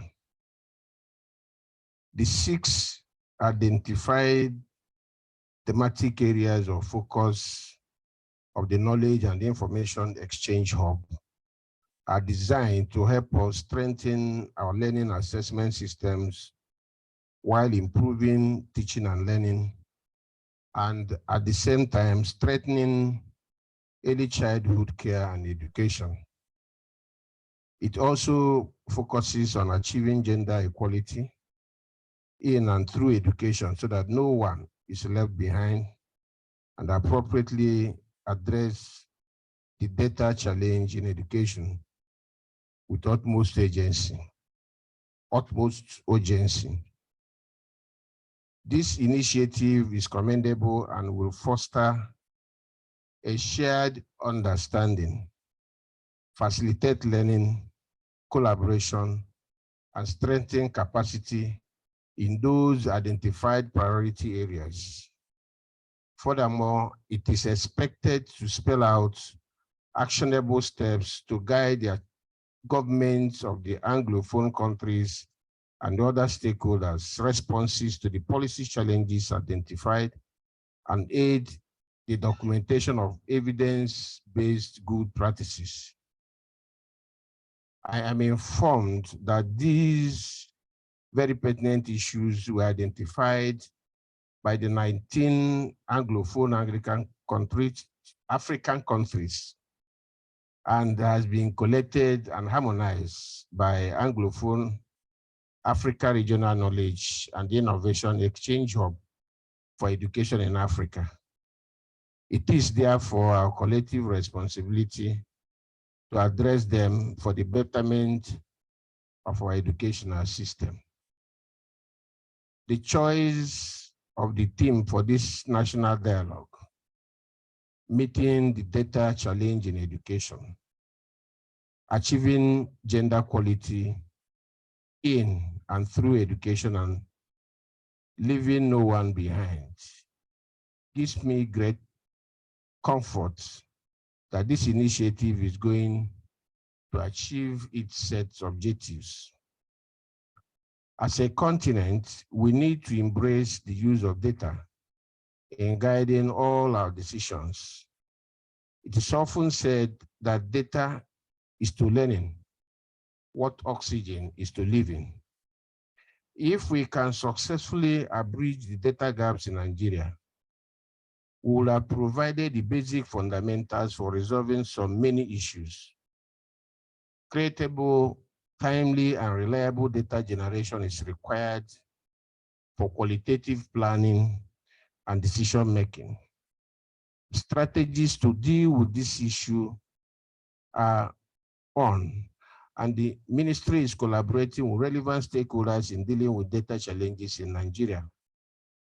I must not fail to mention that the importance of gender equality in the contemporary dynamic world, where every male and female must receive quality education for a better and progressive society.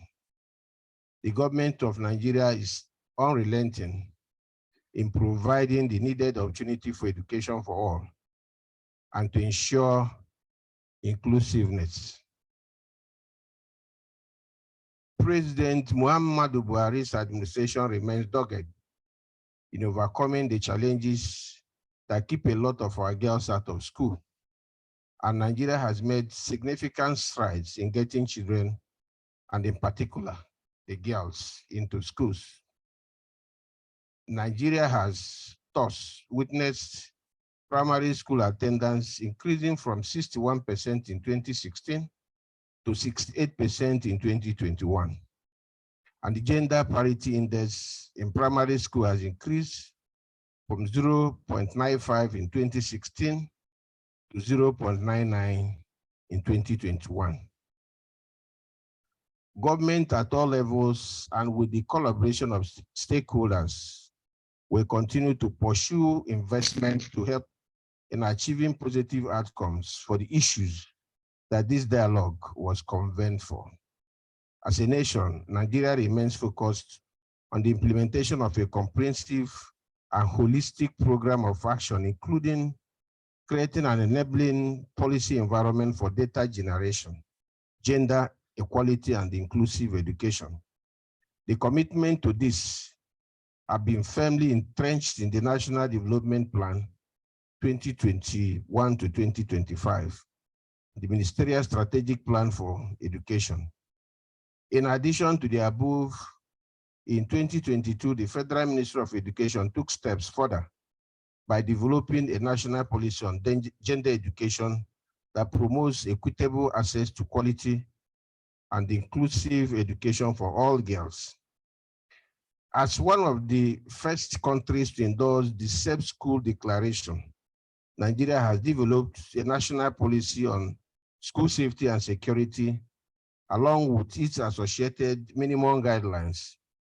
We are presently implementing the minimum standards on safe schools in 11 out of our highest risk states and plan to expand the work through multi-sectoral action and financing. Distinguished participants, I wish to express Nigerians' gratitude to the generous assistance provided by partners. Worthy of mention are the UNESCO, the UNICEF, African Union Commission, and the International Development Research Center. We are committed to achieving much more in all the identified priority areas. We invite you as our partners to join us on the journey to confronting all challenges. As we respond and sign the statement of commitment and call to action, please let us remember that we have a duty to collectively transform the lives of our people on the continent. I am convinced that collaborative efforts from all stakeholders will enhance better service delivery and enable the African continent to attain the desired outcome. I thank each of you for attention and for joining us in this effort. Please have a successful and impactful dialogue. Thank you.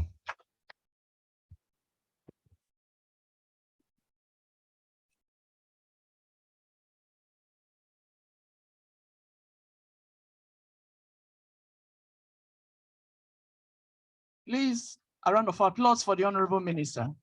Thank you so much, sir, for being part of this program. Your presence has added a lot of colors to it. Distinguished participants, we are going to go outside for a group photograph, and you use that opportunity to straighten your legs. After the group photograph, we will come back for the main technical discussions that we have today. Please don't leave from out there.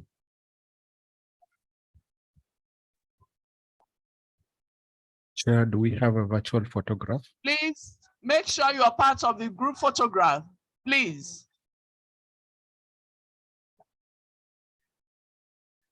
Please, Chris, please take us to where we're going to have the group photographs. I invite every one of us to please join in the group photographs.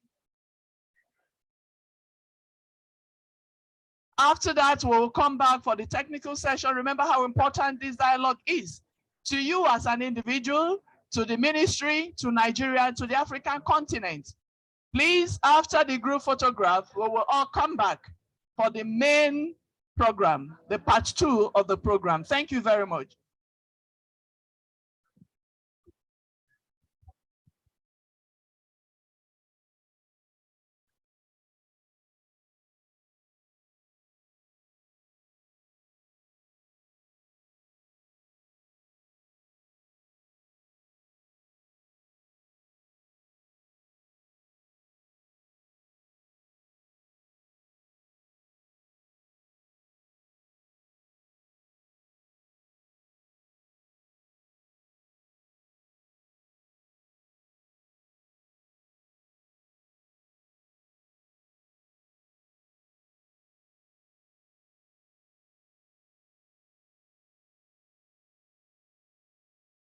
Okay, those of us online, can we please activate our cameras? So we'll do a group photo for those of us online. Thank you, online participants. Thank you to kindly activate your cameras now so that we will take a group photograph as well. Thank you. I see the cameras are coming up. They're coming on, they're coming on. Oh yeah, I see you. Polycarp, I see you. Zam, I see you. Evelyn, I see you. Gabriel, I see you. Okay, Khadija, could you turn on your camera? Elizabeth, turn on your camera. Ujam, Paris. Yabode Ali, Osaren Noma. Could you please turn on your cameras? David, okay, David, you're turning on your camera. That's good. Good. We'll just wait for the others for 10 seconds. And after that, we will go ahead to take group photos.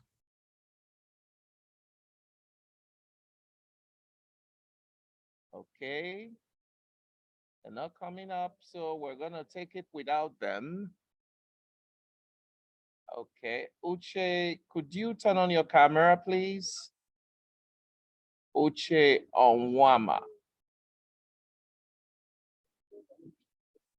Okay, taking smile for the cameras. Super.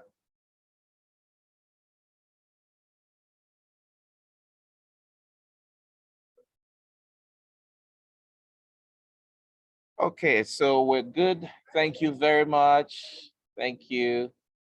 We'll be back shortly to continue with the rest of the program.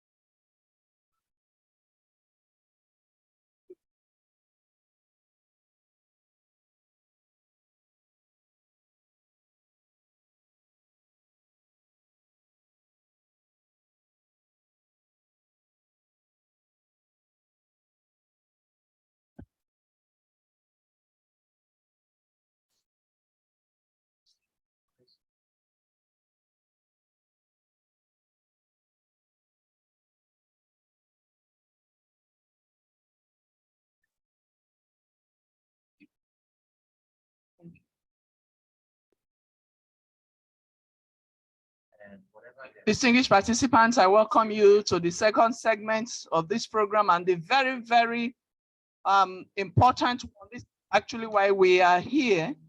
We are going to go into the discussion proper. And I want to respectfully invite the discussants. We are going to discuss meeting the data challenge in education. Please join me to welcome for the discussion on data challenge in education, Mr. Matthews Ngajozo. A round of applause for him. Mr. Matthews Ngajozo is the Director, NEMIS, Federal Ministry of Education.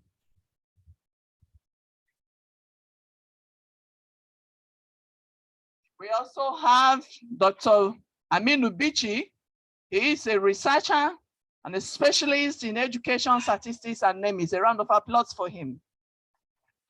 We have all the way from African Union, Dr. Lukman Jaji. Please, a round of applause for him. He came all the way from African Union. We also have the representative of the President National Association of Proprietors of Private Schools. He is represented by the Secretary of the Association. Please, a round of applause for him.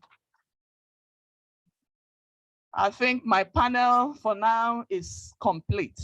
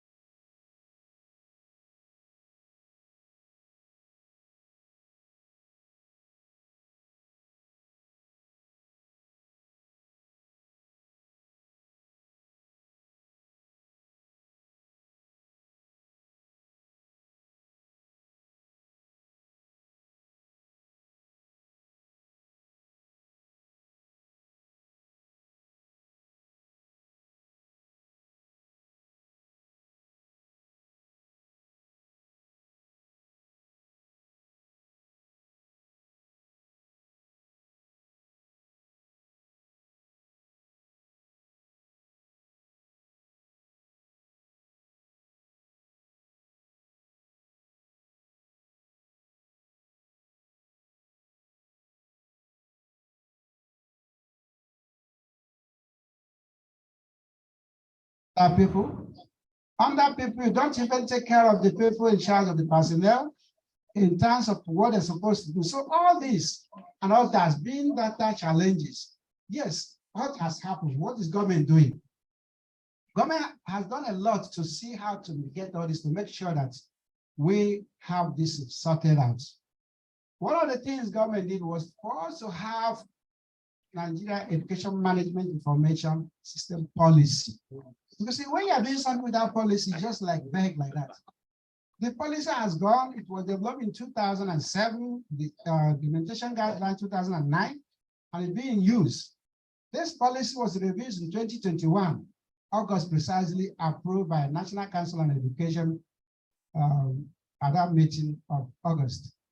We also have some other things government has done. This data we are talking of Nigerian data, when somebody was giving a speech, he mentioned annual school census, apart from other data we have in this. This annual school census, we have a unique instrument that transcends from all the states. It's not only Imo, Anambra, or Enugu, whatever they're using now. Anambra is what they're using in Sokoto. So that instrument is also one of the things government have done. There are a lot of other things government has done in terms of making sure that the issue of data challenges are actually tackled. What about the manual? One of the days we are doing this annual school census, we talk about house, building. What is component of building? What is that house? What is classroom like? What is it made of? So it was what that prompted the development of manual. So we now have manual for completion of annual school census instrument. Went further, because you can't complete this instrument, is what we call record base. All the records are there in the school. If I go to school now and ask for the record of 2018, they should give it to me. It's there, it's the record. It's not conjured from anywhere. So because of this, how do you get those things that is need to have record? And when we have record, this our teacher don't know anything about the records, how to complete it, how to extract it, how to use it. So that now brought the issue of having manual for record keeping training of our teachers, even trying to make it to even be one of the courses in the colleges of education. There are many other things that government has done to make sure that the issue of data problems are actually need to be known.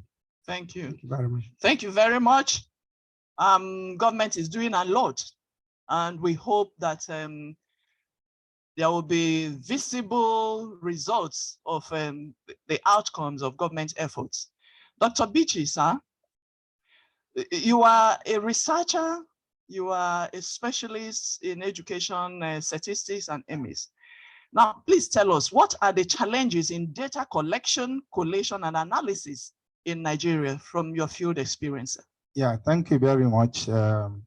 These problems is in all the segments you have mentioned in the data collections, which start with the instruments, in the data collection, which that goes with the instrumentations, with the data collation, which call for putting the data together, and analysis, which means making meaning of the data.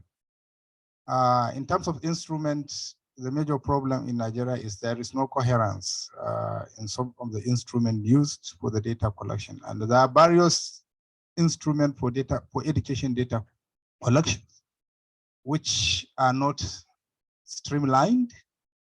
And even statistics, even the census information, the household surveys tools that are used are not streamlined with annual school census. Some of the emergent issues that the instrument needs to be comprehensive are not part of the instrument. So you cannot analyze a data where you cannot get an information on the variable or indicator where there is no data available on it.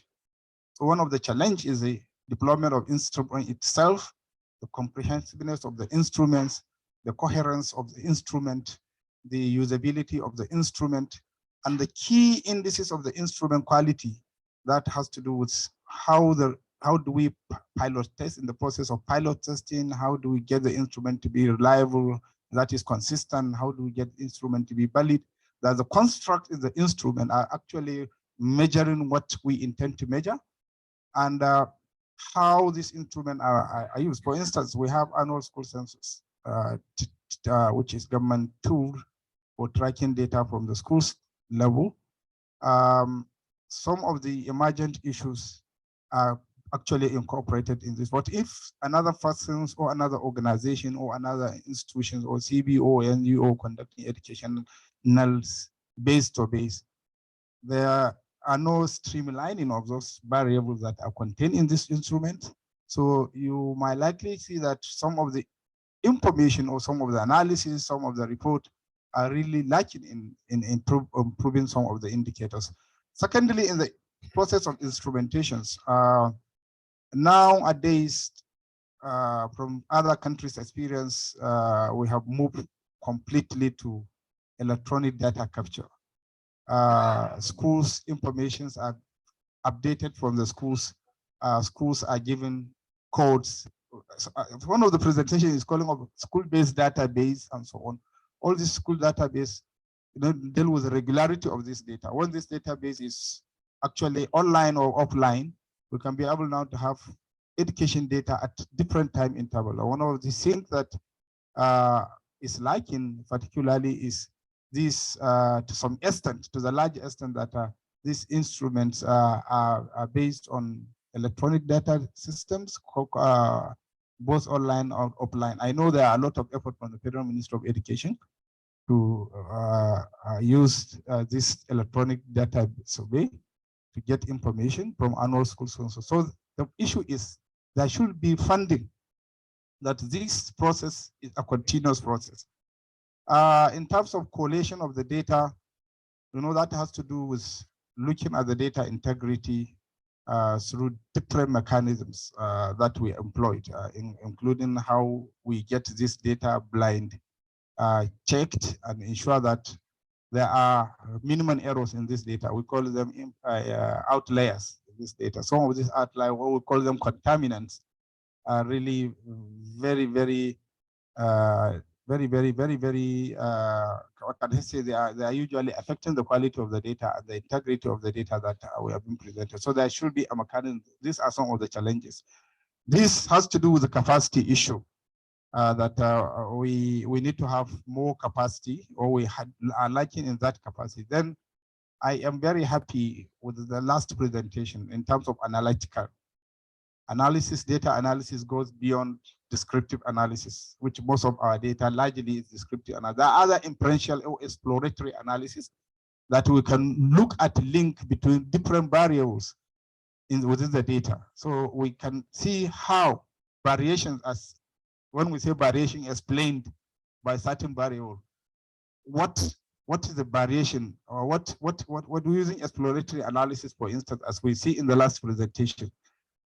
What variation is informed by the household in terms of children attendance or drop out from schools?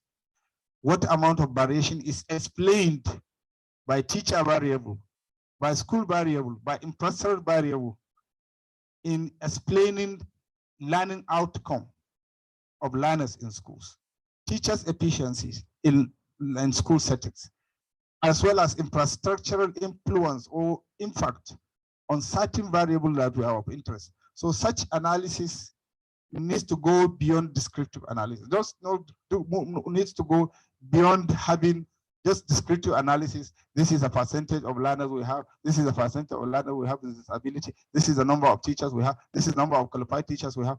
What that translate into learning outcome in school. So such analytical skills are one of the major challenges in the data analysis process. Thank you very much. Thank you very much, sir. Dr. Lukman, your AU is actually championing norms and standards in data and data issues. Please, from your experience, from your research findings also, what are the major data issues in Nigeria and by extension in Africa? Thank you very much. And thank you for the comments by earlier respondents. The African Union norms. Okay, sorry. The African Union norms and standards on IMIS is a set of 5 standards and 15 norms that we utilize in working with our member states, of course, by extension, Nigeria, to conduct national capacity assessments of their data systems and how well it responds to what the country itself has set as a priority. I think we must also understand that when we're talking about data collection at the continental level, we are not expecting Nigeria to collect data for AU or for UN. You first collect for your own consumption, how well it responds to what you have set as priorities in your sector plans. So what this standards does and these norms do is just to look at the areas of human resource, the areas of infrastructure, the areas of funding, for example, the areas of existence of policies.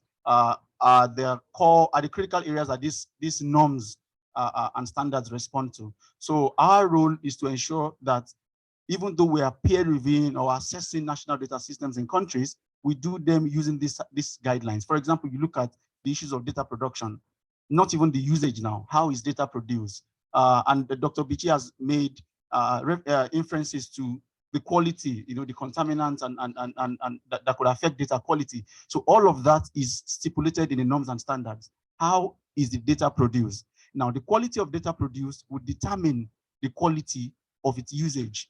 Polycarp also mentioned earlier on today that data quality also affects its usage. If data is poor, you may not necessarily be able to use that data to produce consumable outcomes for that country. Also, another area is that how well does the ministry receive requests from policymakers on education statistics? Data availability then comes into question. For example, when was the last time, for example, that what is the last year of data available in the ministry? Is it 2023? Is it 2022? Is it 2019? Is it, so the data availability also is a critical area that would affect how data is used.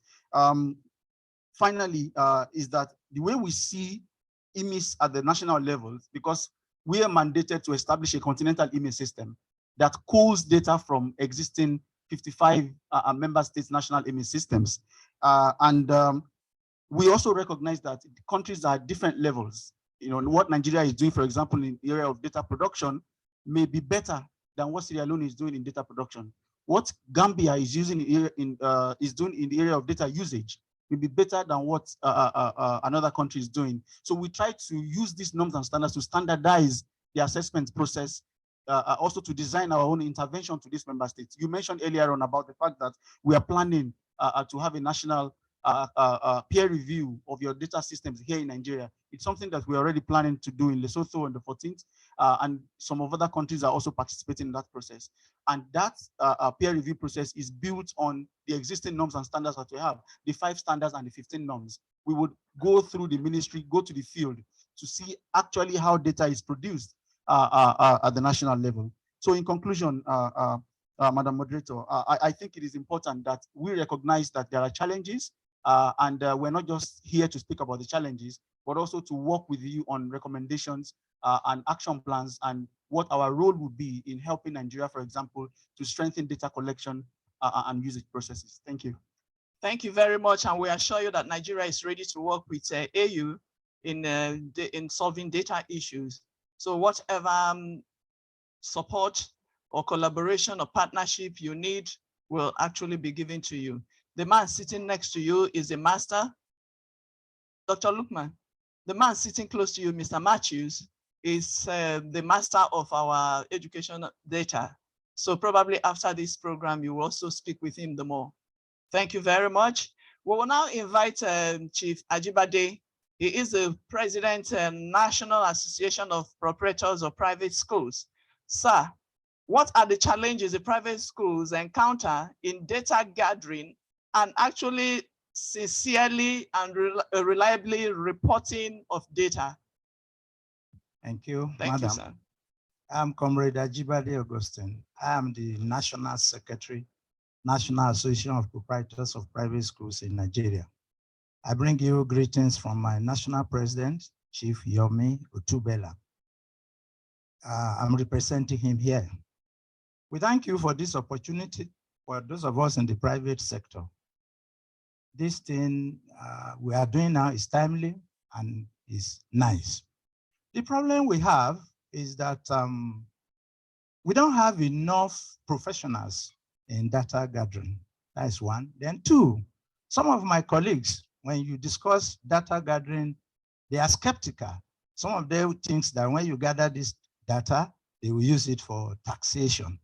So as a result of that, sometimes they are skeptical about opening their gates to officials. Then thirdly, there are some proprietors out there who are not members of our association or any other association for that matter. So it is always difficult to reach out to them. We will encourage government to encourage them to at least associate with one professional organization like ours so that we can always pass information across to them. And most of our members, they complain that when we submit ourselves, submit data for projects like this, at the end of the analysis and the usage of the data, we are hardly considered. They don't give us any assistance, and there are budgets for education. And we are training Nigerian children. We felt that when we submit this data, you analyze this data, by the time you are coming up with the outcome, we should be put into consideration so that we too will know that the government is happy with our investment in education. Thank you so much. Thank you very much. I think you have spoken the minds of all the proprietors that are here too. Mr. Matthews, please, is there any legal backing towards data protection in Nigeria? Is there any legal backing? And if yes, how is the usage of this legal backing? If no, what do you think should be done? Well, thank you very much. In terms of legal backing, we have the Nigerian Data Protection Regulation, which was actually in place in 2019. It was actually brought up by NIDA. And that area is for personal data collection. Like I, myself, yourself, and anybody, anything about your data is supposed to be protected, just like what we had during the elections. Also, the education sector is personal. So education sector is grouped into this as one of the personal data because you're talking of school children, you're talking of the principal, you're talking of the head teachers, you're talking of the teachers. All those data we collect about them are personal. So that is what is on ground. But I must be very frank. In fact, I don't know whether more than 10 people here may be aware of it. And it's not functioning as it's supposed to be. One, two, I said earlier we have National Policy on Education Management Information System, which has gone to NCE, that's Nigeria Council on Education, and approved, of course, reviewed in 2021. I think one of the things I feel that could be done to strengthen the issue of data protection and, of course, enforcement should be to move that policy to fake, and from fake for it to go down to be called an edict. Immediately it is done, it becomes binding, just like we have also 2007 for MBS Act. In that MBS Act, it said that anybody that gives falsified data, in fact, in the first place, you're supposed to give data freely. When you falsify data, you will now be answerable to one punishment. In that, I think they pay 100 naira in those days. And 100 naira, 100,000 naira, something like that. And honestly, that act is not being implemented because a lot of people give falsified data. In those days, we were really worried in Nigeria, but now I think the government has done a lot.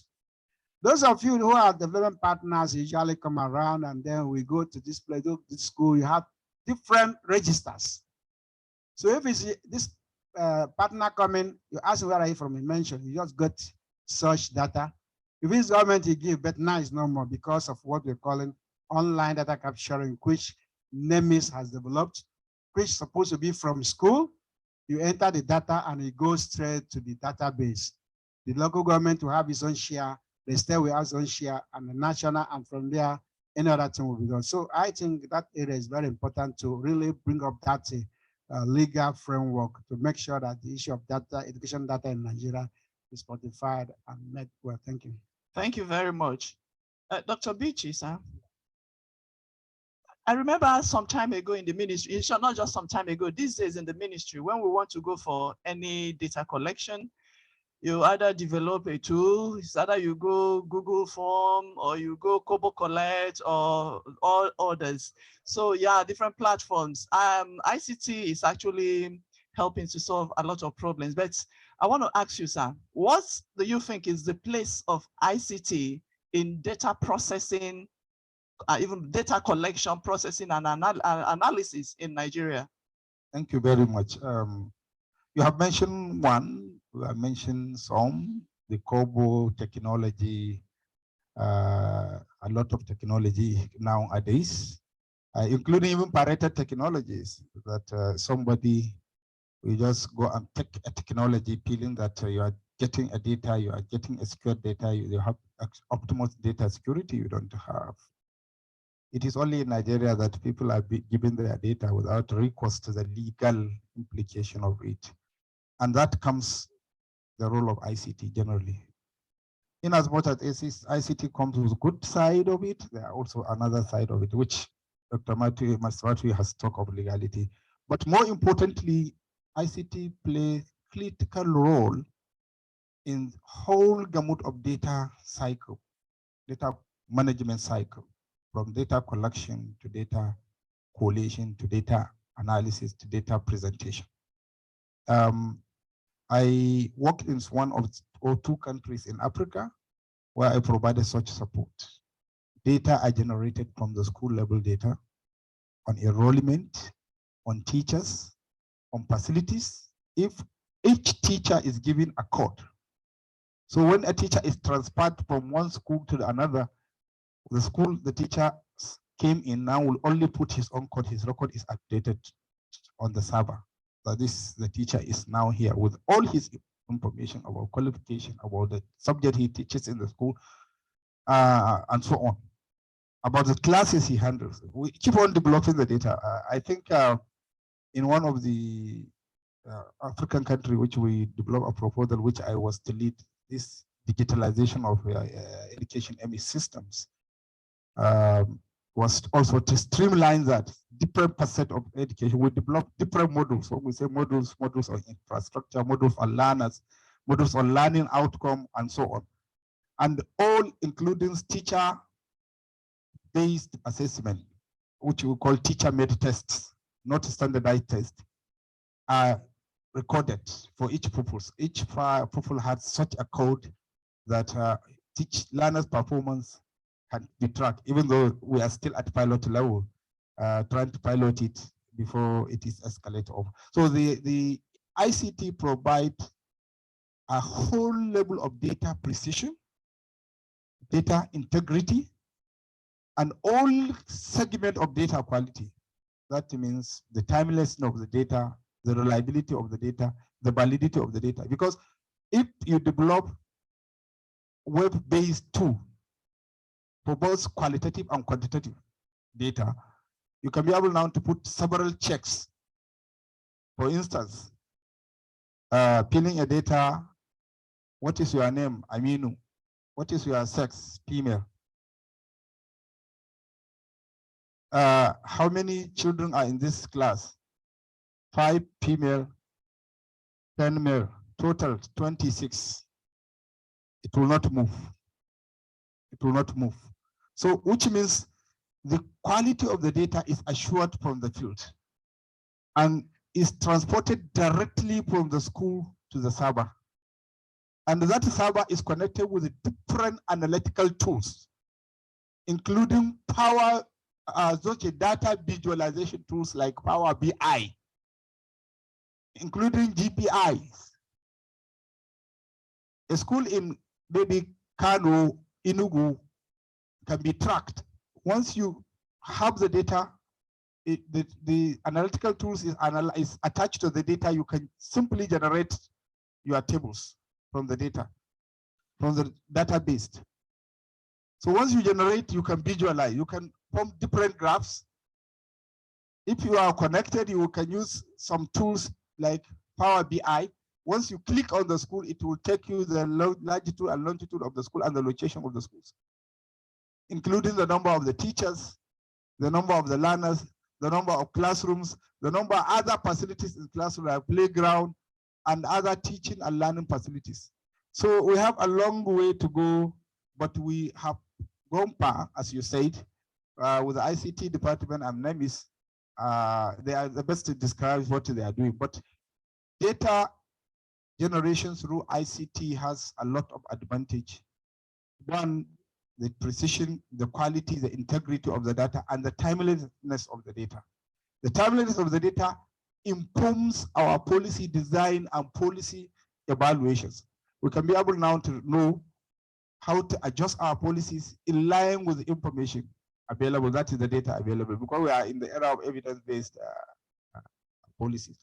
Finally, in this pilot we are doing, we are able to generate a lot of analysis around the data we are getting daily from the schools, from the regions, from the country, where we are able to do both descriptive analysis and other inferential analysis and exploration around some variables, with school variables, with the learner-based variables, the teacher-based variables, and infrastructure-based variables. So we can be able now to get indicators on access, right?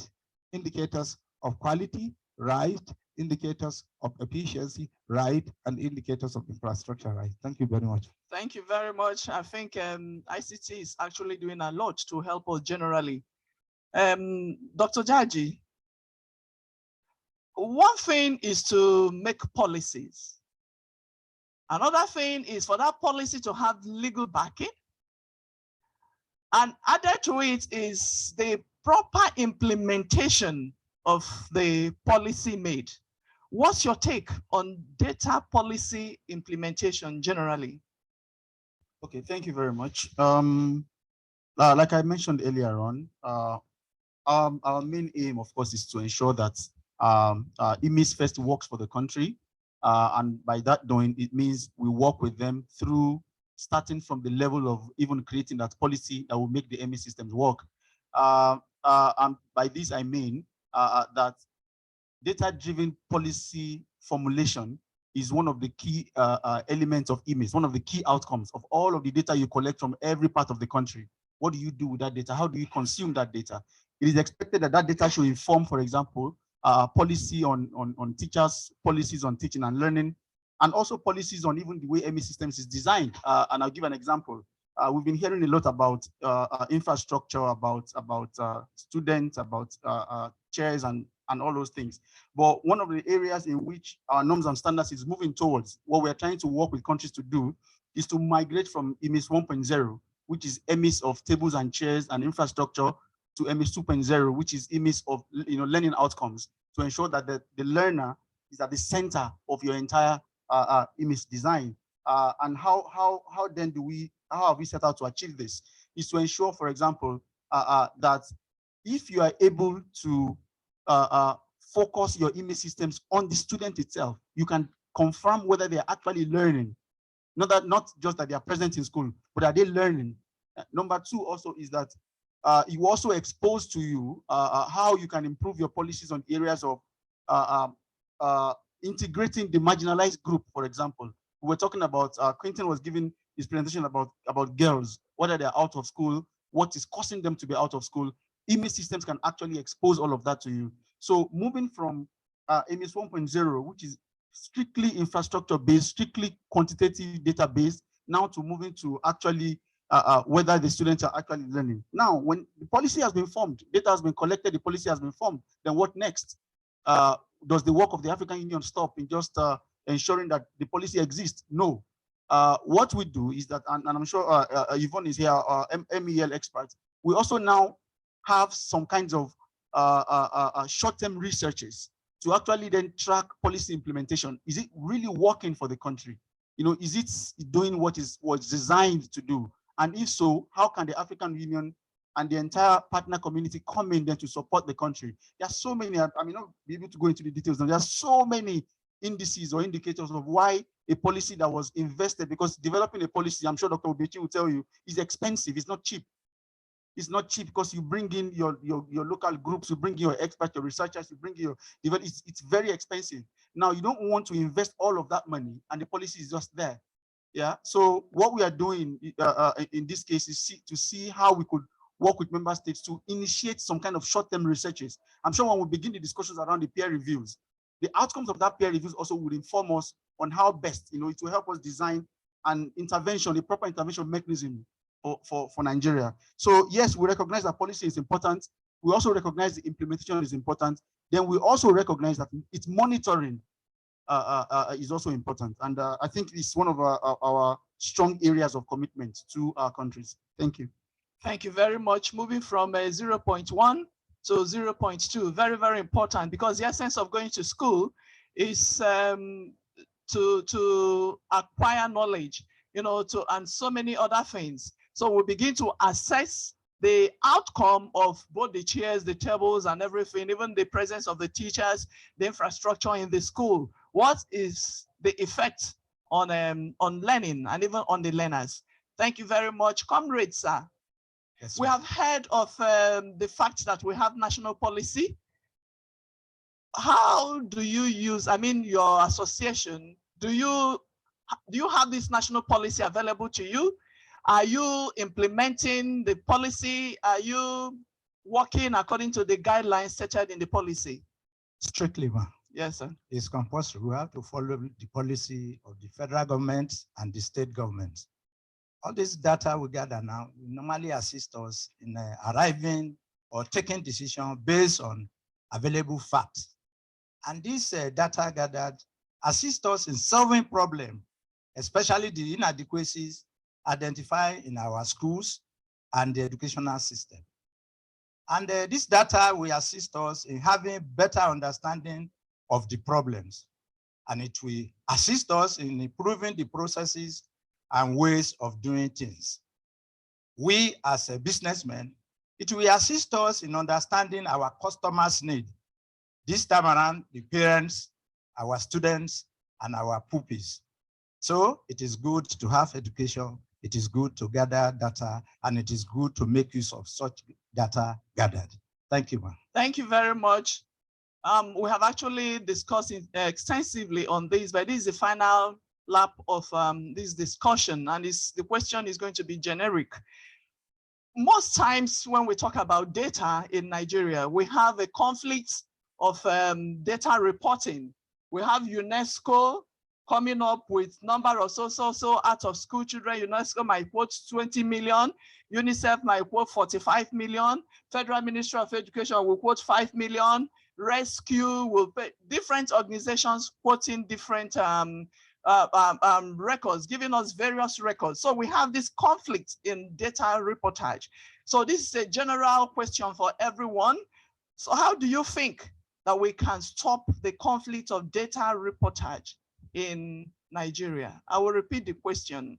How do you think that we can stop the conflict of data reportage in Nigeria? And having discussed issues on data, you also tell us what's the ways forward. So what are the ways forward? Thank you. Mr. Matthews, please. Thank you very much. The issue of conflict in data reporting in Nigeria, especially education data, I think everybody's aware of it.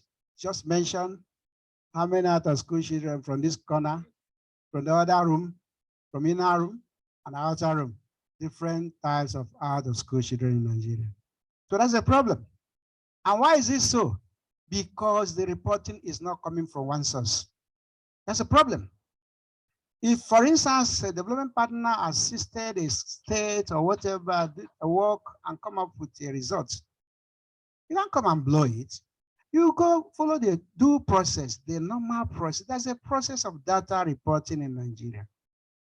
No country would listen to you assuming MBS does not bring up what they have for Nigeria. And in terms of education sector, no matter what you are, even if you are the one that is giving all the money that's for that exercise, you have to wait, get the whole results, forward it to the right channel, which is Federal Ministry of Education.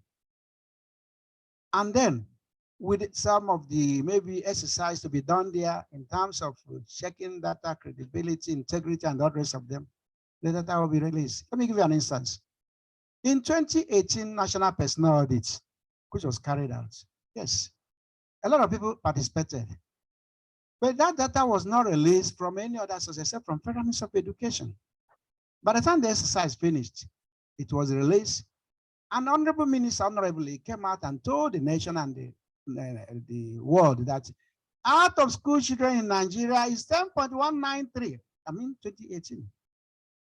You can't contest this because that exercise was done with a lot of, input in terms of methodology, in terms of time, in terms of personnel, in terms of expertise. So for such thing to stop, the reporting must follow the normal channel from Federal Ministry of Education. Any other data reported out of Federal Ministry of Education is not correct. Take it from me. Any other data reported out of Federal Ministry of Education is not correct because it's coming from a wrong source. And when it's coming from a wrong source, it's not the right one. The data may be okay there, but let it pass through the right source.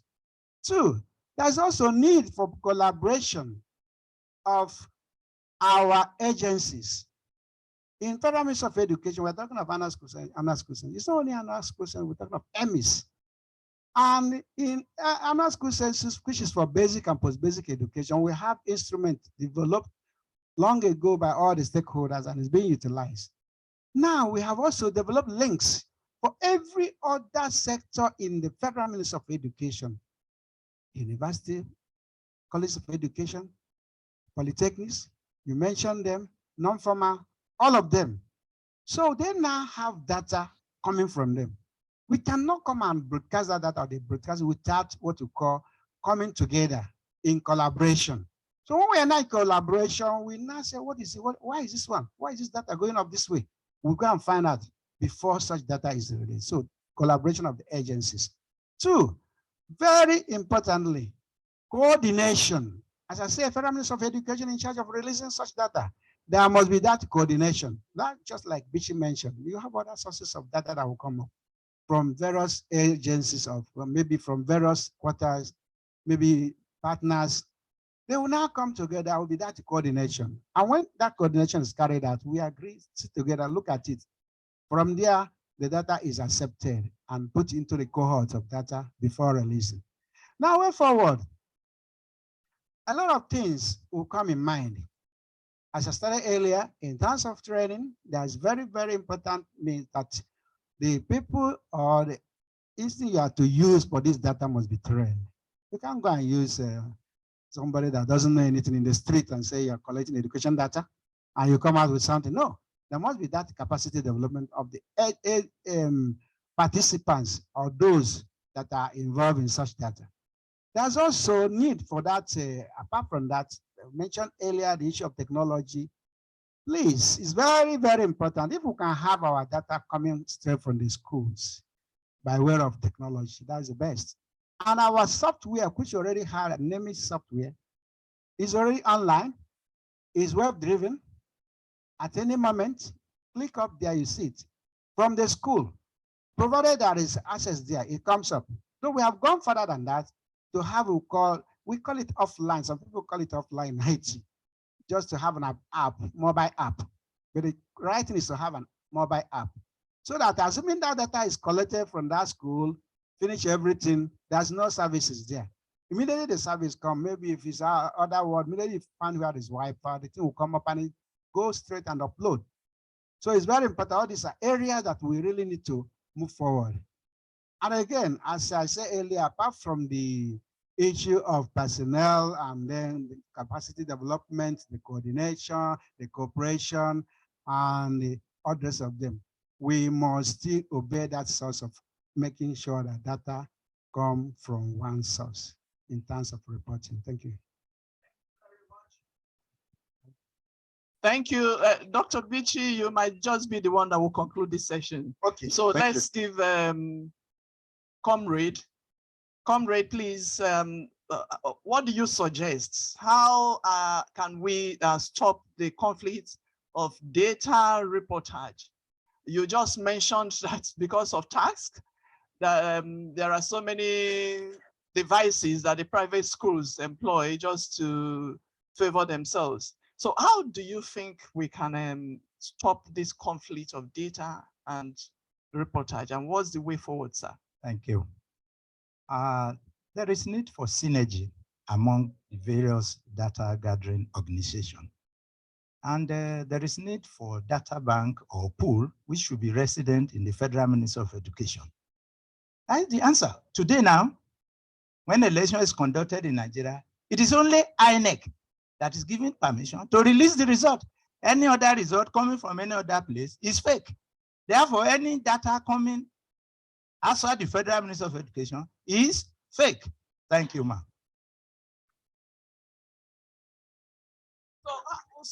Comrade, please, how do we deal with this issue of private schools not giving us reliable? What do we do to private schools to ensure that we have reliable, credible data from them? Because it's very important to us. It's exactly what we are doing now.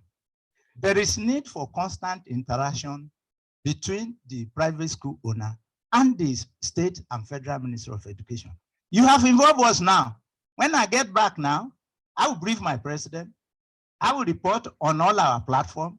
And we always encourage our members these days, since you involve us, that when these people come, they are not for tax. Open the gate for them and let them come in. But when you don't involve us, you will find it difficult to have access to our school. But now that you are involving us, the story now will now be positive. Thank you. Please, let's give a round of applause to the private school operators. Thank you. Over to you, Dr. Jaji. Thank you very much. I think you've touched on a very critical issue. It's a global issue, actually. It's a political issue still, because data is very political. And we also encountered these problems with our development partners, but we've taken so many steps to solve it, and I will come back to that. You see, the UNESCO wants data, UIS wants data. So in some cases, UNICEF wants data. You know, in some cases, the African Union asks for data. And then you also have the global tools, the SDG 4, you have the Continental Education Strategy, and it's still the same countries that are expected to respond to all of this.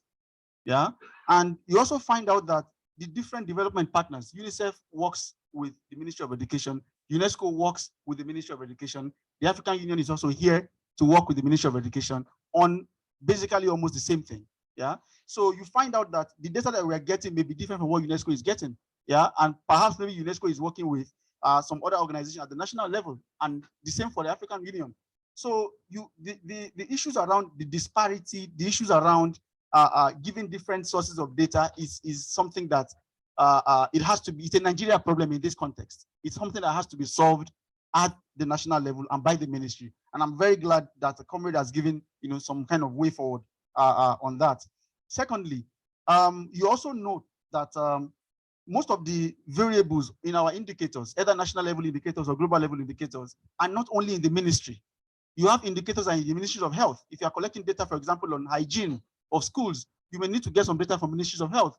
If you are saying you are collecting data around curriculum, you may need to get some data from the Ministry of Labor, to know what the curriculum focus will be. And this is some of the things that we've been pushing with our countries to say that you need to move from this current IMIS to practice to what we call integrated IMIS, which integrate the different sectors so that you are able to get, use the right variables, get actual data, and everyone is on the same page. The third thing, and this one is just coming up right now because I saw in the news this morning that Nigeria is going to have another census in May, on May 5th. And you're also aware that most of the indicators that we use the national census, as part of the variables. So you are expecting that Nigerian data on education will continue to change now from May, because we use some of those. So you will find out that some people are still quoting, will still be quoting the data pre the census. So you will have some of these issues, coming up in different ways. So the way forward, what I would, based on our own experience on this, would be number one, move, of course, using technology and policy, move towards having an integrated MS system. Number two, properly coordinate your local education groups. Every education data would come from at least one source of the local education group, be it the private schools, be it at least within the country. I think the ministry needs to step up its game in properly coordinating the local education group. And then finally, is that you've spoken heavily about reportage to the ministry. And I think I like the way forward that Comrade has given about the ministry being the only source of truth for education data, whether this needs to be embedded within the policy, like they've done for INEC, or it needs to be a pronouncement, a national, an executive level pronouncement to say that no one should quote any other source of data, or no one should give data to any partner except it is coming from the Ministry of Education. In conclusion, I think it is also important to know that while we believe so much in technology to solve this problem, I would like to report that technology is only an enabler of processes. It's only an enabler of processes. I think the focus I would rather suggest would be to ensure that the ministry focuses on streamlining its data management processes, either collecting from schools, either collecting from private schools or from every other source. When you coordinate that, then you use technology to automate that process. Because if you use technology to automate a faulty process, you will continue to have the same problem. Thank you very much. Thank you. Thank you very much. Over to Dr. Bichi. Yeah, I think I will not belabor some of the issues raised around institutional, around capacity, around interagency, around collaborations. But I need to stress that we need to really have a national standard and procedures for data generations. That has to be because in one of the country I worked, we have that data generation standard and policy, just like it's operating standard manual. We need to have that one. And that defines how data is generated at each level. And that procedure and processes will define, as you mentioned, the working data working group. Like in Malawi, I have seen that. So we need to define that processes and that procedure need to define at which level and who are responsible, including the generation, including the validation of the data, including maybe transmitting the data from the lower level, because data is generated from the lower level to the higher level. And if the generation of the data from the lower level to the higher level is problematic, then the whole process is then much important is data reportage is multi-sectoral. Multi-sectoral in the sense that, as he reported, the SDG. In the education, we are reporting on goal 4. And even if you look at it, when we are doing the last time, when we did the mapping, when we do from the ministry, we do the mapping of SDG indicator. Try to understand which agency is responsible for reporting on from SDG goal 4.8 down. Which agency is the lead agency? I don't think that framework has been rectified. We need to do that very quickly, because very soon Nigeria will be reporting on SDG indicator, on African continental policy indicators, which are very clear. Nigeria wants to report progress on these indicators. So we have different levels in the sector. We have basics education sector, subsector. We have post-basic education subsector. We have tertiary subsector.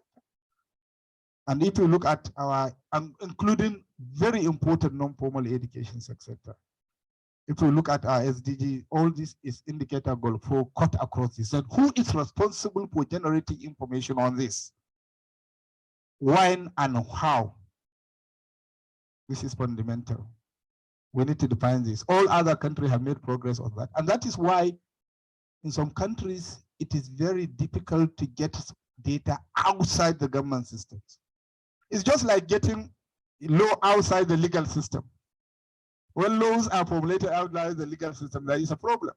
So the same thing, data cannot be generated outside the established government system and structure. Coming down to we in the development sector, we need to streamline our data generations with government data generation. We conduct a lot of household surveys in the areas of our interventions, our area of investment. We need to streamline with the government systems. We need to build capacity of government systems at lower level, at the school level, at local level, at state levels, for the system to really generate quality data, because the whole issue is around what is the integrity of the government data. This is the truth. It falls around the integrity of the data. Because the data given to me on the learning output has substantial integrity that I can use it in my programmatic planning, particularly when I'm bringing in money to invest. Is the baseline data I'm collecting around enrollment and attendance is correct? We mentioned political data. At the record, for instance, in the school, we cannot get accurate data on attendance that will tell us school attrition and dropout without making reference to the school record, like school register. What is the time of this child attended school today and stays in school up to the closing hour? This child attended school in the morning, we call it blanket truancy, and left the school around this time. How can we compute attendance rate? How can we correlate attendance with performance? How can we say that, okay, this child, causative, how do we make causal links between the performance of learners in school, in classroom, and other some variables, like teacher variables, like school variables, like other home background variable, and also how do we link that until all the variables, all the data we are capturing in such variable are accurate? So those of us who are working with the development partners, I know that we generate data on dropout, we generate data from our household surveys on out of school. We use extrapolations to say, okay, based on extrapolations, this is the likely number of people dropping out from schools. We can do that to use projection based on extrapolations. So unless the data source is accurate, then our extrapolation will be accurate. And we go further in the development sector to conduct a real-time censuses to make sure that, yes, the number of people that say we are attending are these people are attending. So based on that, we base in with our indices to get our index right. We need to build the capacity of system and processes to ensure that data is generated very, very accurately and correctly. Finally, for us to address this, it goes beyond the Ministry of Education. It is multi-sectoral. We need to deploy multi-sectoral approach to it. We are coming, the major culprit in our out-of-school computation in the census data, which Dr. Mr. Matui knew, we work with. School-going age children of every level are based on census data. And there is a framework established for calculating out of school among the 7 dimensions now of out of schools. So if the population data is not correct, as I always know that some of the data, even for 22 last census data, we know so we have some issue with some data around the population's data, and even the population commissions for the last statistic or the document, we use component cohort before we use extrapolation, but we use component cohort because the component cohort method is more accurate, is semi-accurate. So we need to really establish these even within the, I want to say that when this data forms for census, I don't know whether Mr. Matui was consulted to key into some key variables that we need to do in generating this data from household level that will help to translate or to draw our education indicators. But most importantly, we need synergy. That is why I say it is beyond the Ministry of Education. It is multi-sectoral. Education, health, environment, economic planning, information and culture. All these parastatals, we need to work together, come up with a clear framework on how we want our data to be generated. Education system inclusive. Thank you very much. Thank you. You'll agree with me that we have comprehensively discussed the issues around data and preferred solutions. Distinguished participants, we have some minutes to receive questions, observations, comments. Please, if you have any, and you raise your hands, the microphone will come to you. Thank you very much. This has been a very good discussion. Sorry, ma'am. Please, when you have your question, so that we'll allow others to also ask and we can take many more questions. Just go straight to your questions, please. And you can also direct it, mention the person you want to direct the question to. Thank you very much. Thank you. I am talking on behalf of a National Association for Literacy Support Services, NOGALS.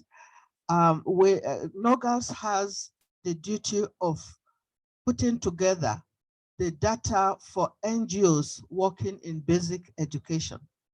And incidentally, we have been working on this particular aspect in the last 3 months, so that this discussion or invitation to this, it makes a lot of meaning to us.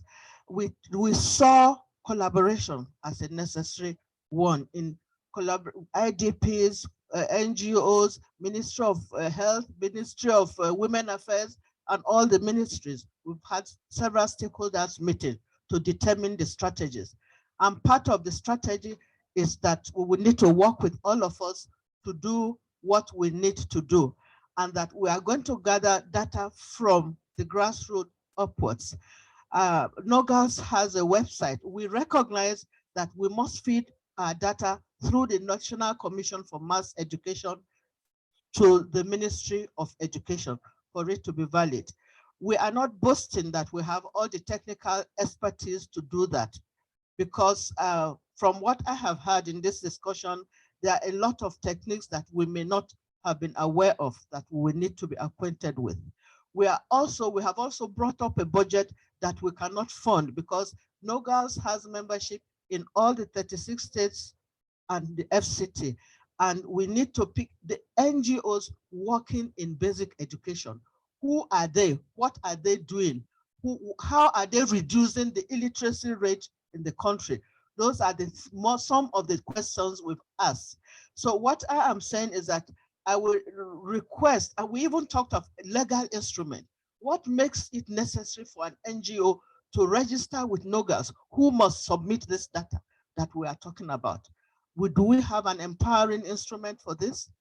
So my question is to everybody on the panel. Thank you.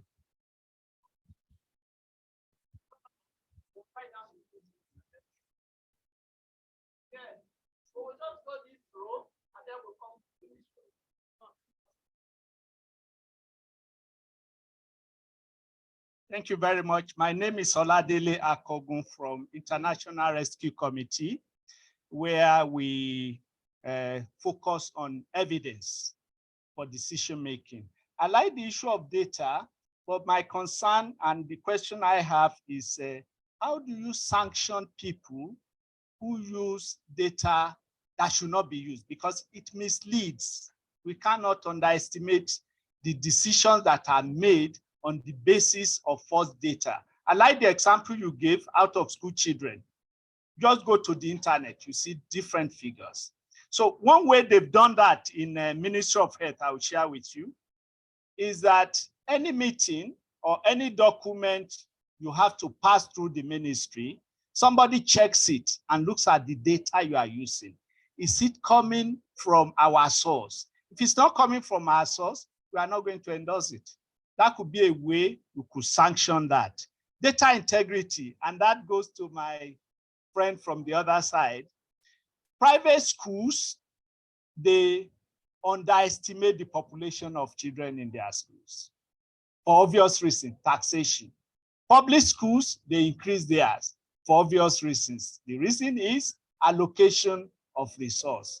How do we checkmate this conflicting data issue? Anyone from this row? Okay, mine is not a question. Thank you very much, Chair, for the opportunity. My name is Adedoyin, and I'm from Common Heritage Foundation. Our focus is strictly research, and we do research on education. And right now, we're actually working on a research on the conflict and crisis area, how children in these areas can access education that is quality and, of course, on a continuous basis. I just want to make a comment on the issue of data. Dr. Widon, during his presentation, mentioned that one of the factors that is leading to out of school attrition of students is the issue of quality of education. So when students are not having quality education, then of course they drop out of school. So I am thinking that it would be nice, maybe when I think one of the panelists mentioned that after the census, the variables for measuring our school census data will probably change also because of the census. It would be nice to incorporate the variables that measures quality of education that is being received by students in schools. You know, it would be nice to include it in the annual school census. Thank you very much.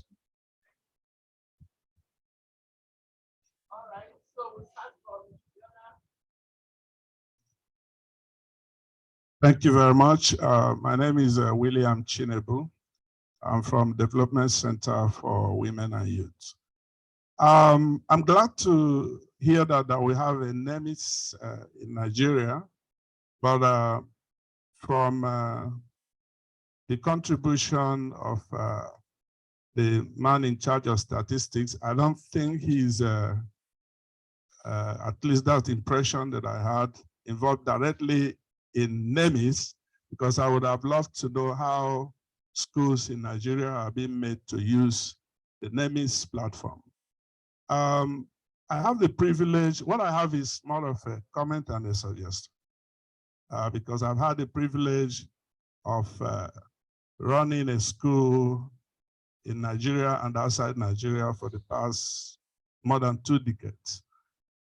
Outside Nigeria, the school that we have there is an EMIS platform.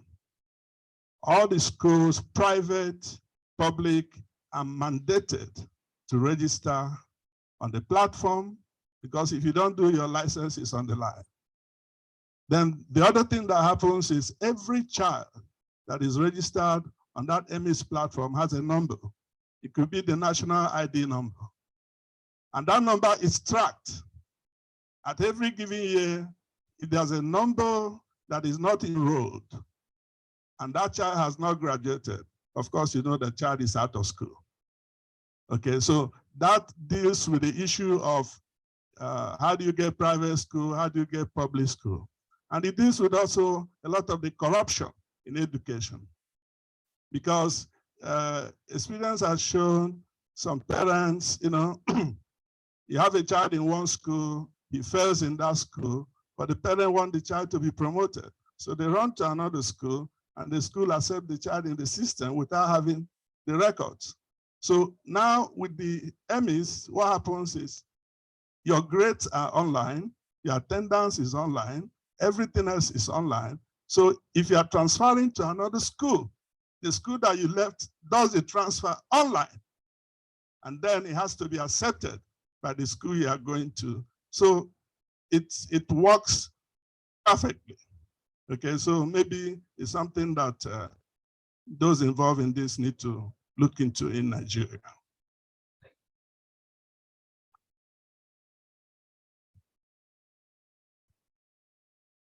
Good afternoon, all. My name is Omang Dave, a member of the West African Civil Society Forum called WACSOV.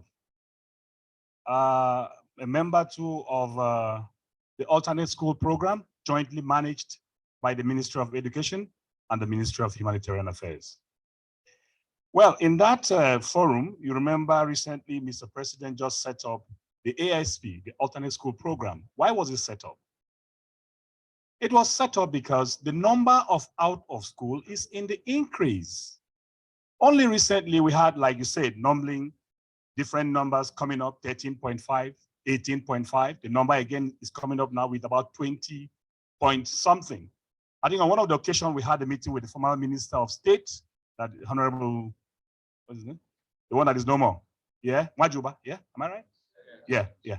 All right. So, and the issue there was, now, because the question was, why are we setting ASP?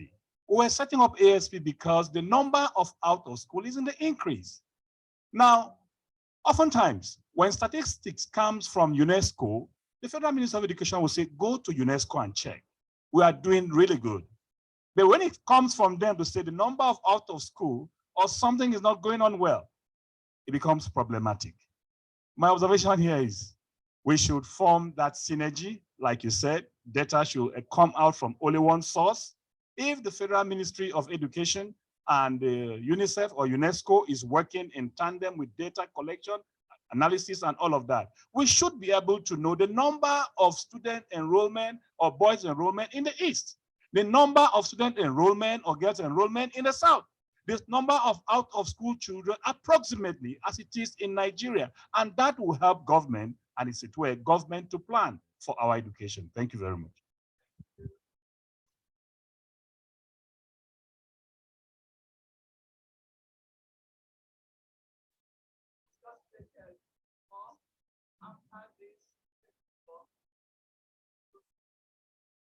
Good afternoon, everybody.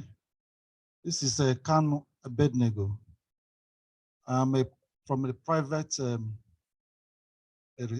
researcher that attached with a higher institution. I wanted to know the procedure or how you can access data from the Federal Ministry of Education. I approached a state Ministry of Education to get data. I was working on the effect of an innovative teaching strategy on science students' achievement and retention.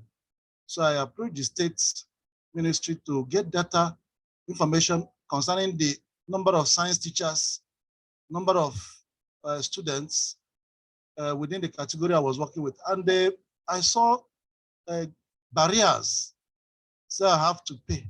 So I want to know at the Federal Ministry of Education level, what are the procedures? Is there any condition for you to release data, or are there particular classified data you don't release? Because the researchers need this data. Otherwise, after debating with them at the state levels, give me this data is for the development of the states. Whatever findings I come up with, it will be to help the state move forward, both in science. And at the end, I was demoralized. It may cause somebody to resort to other sources, which will make the output, the findings fall. So I want to know concerning the Federal Ministry of Education, how do you assess your data? Thank you.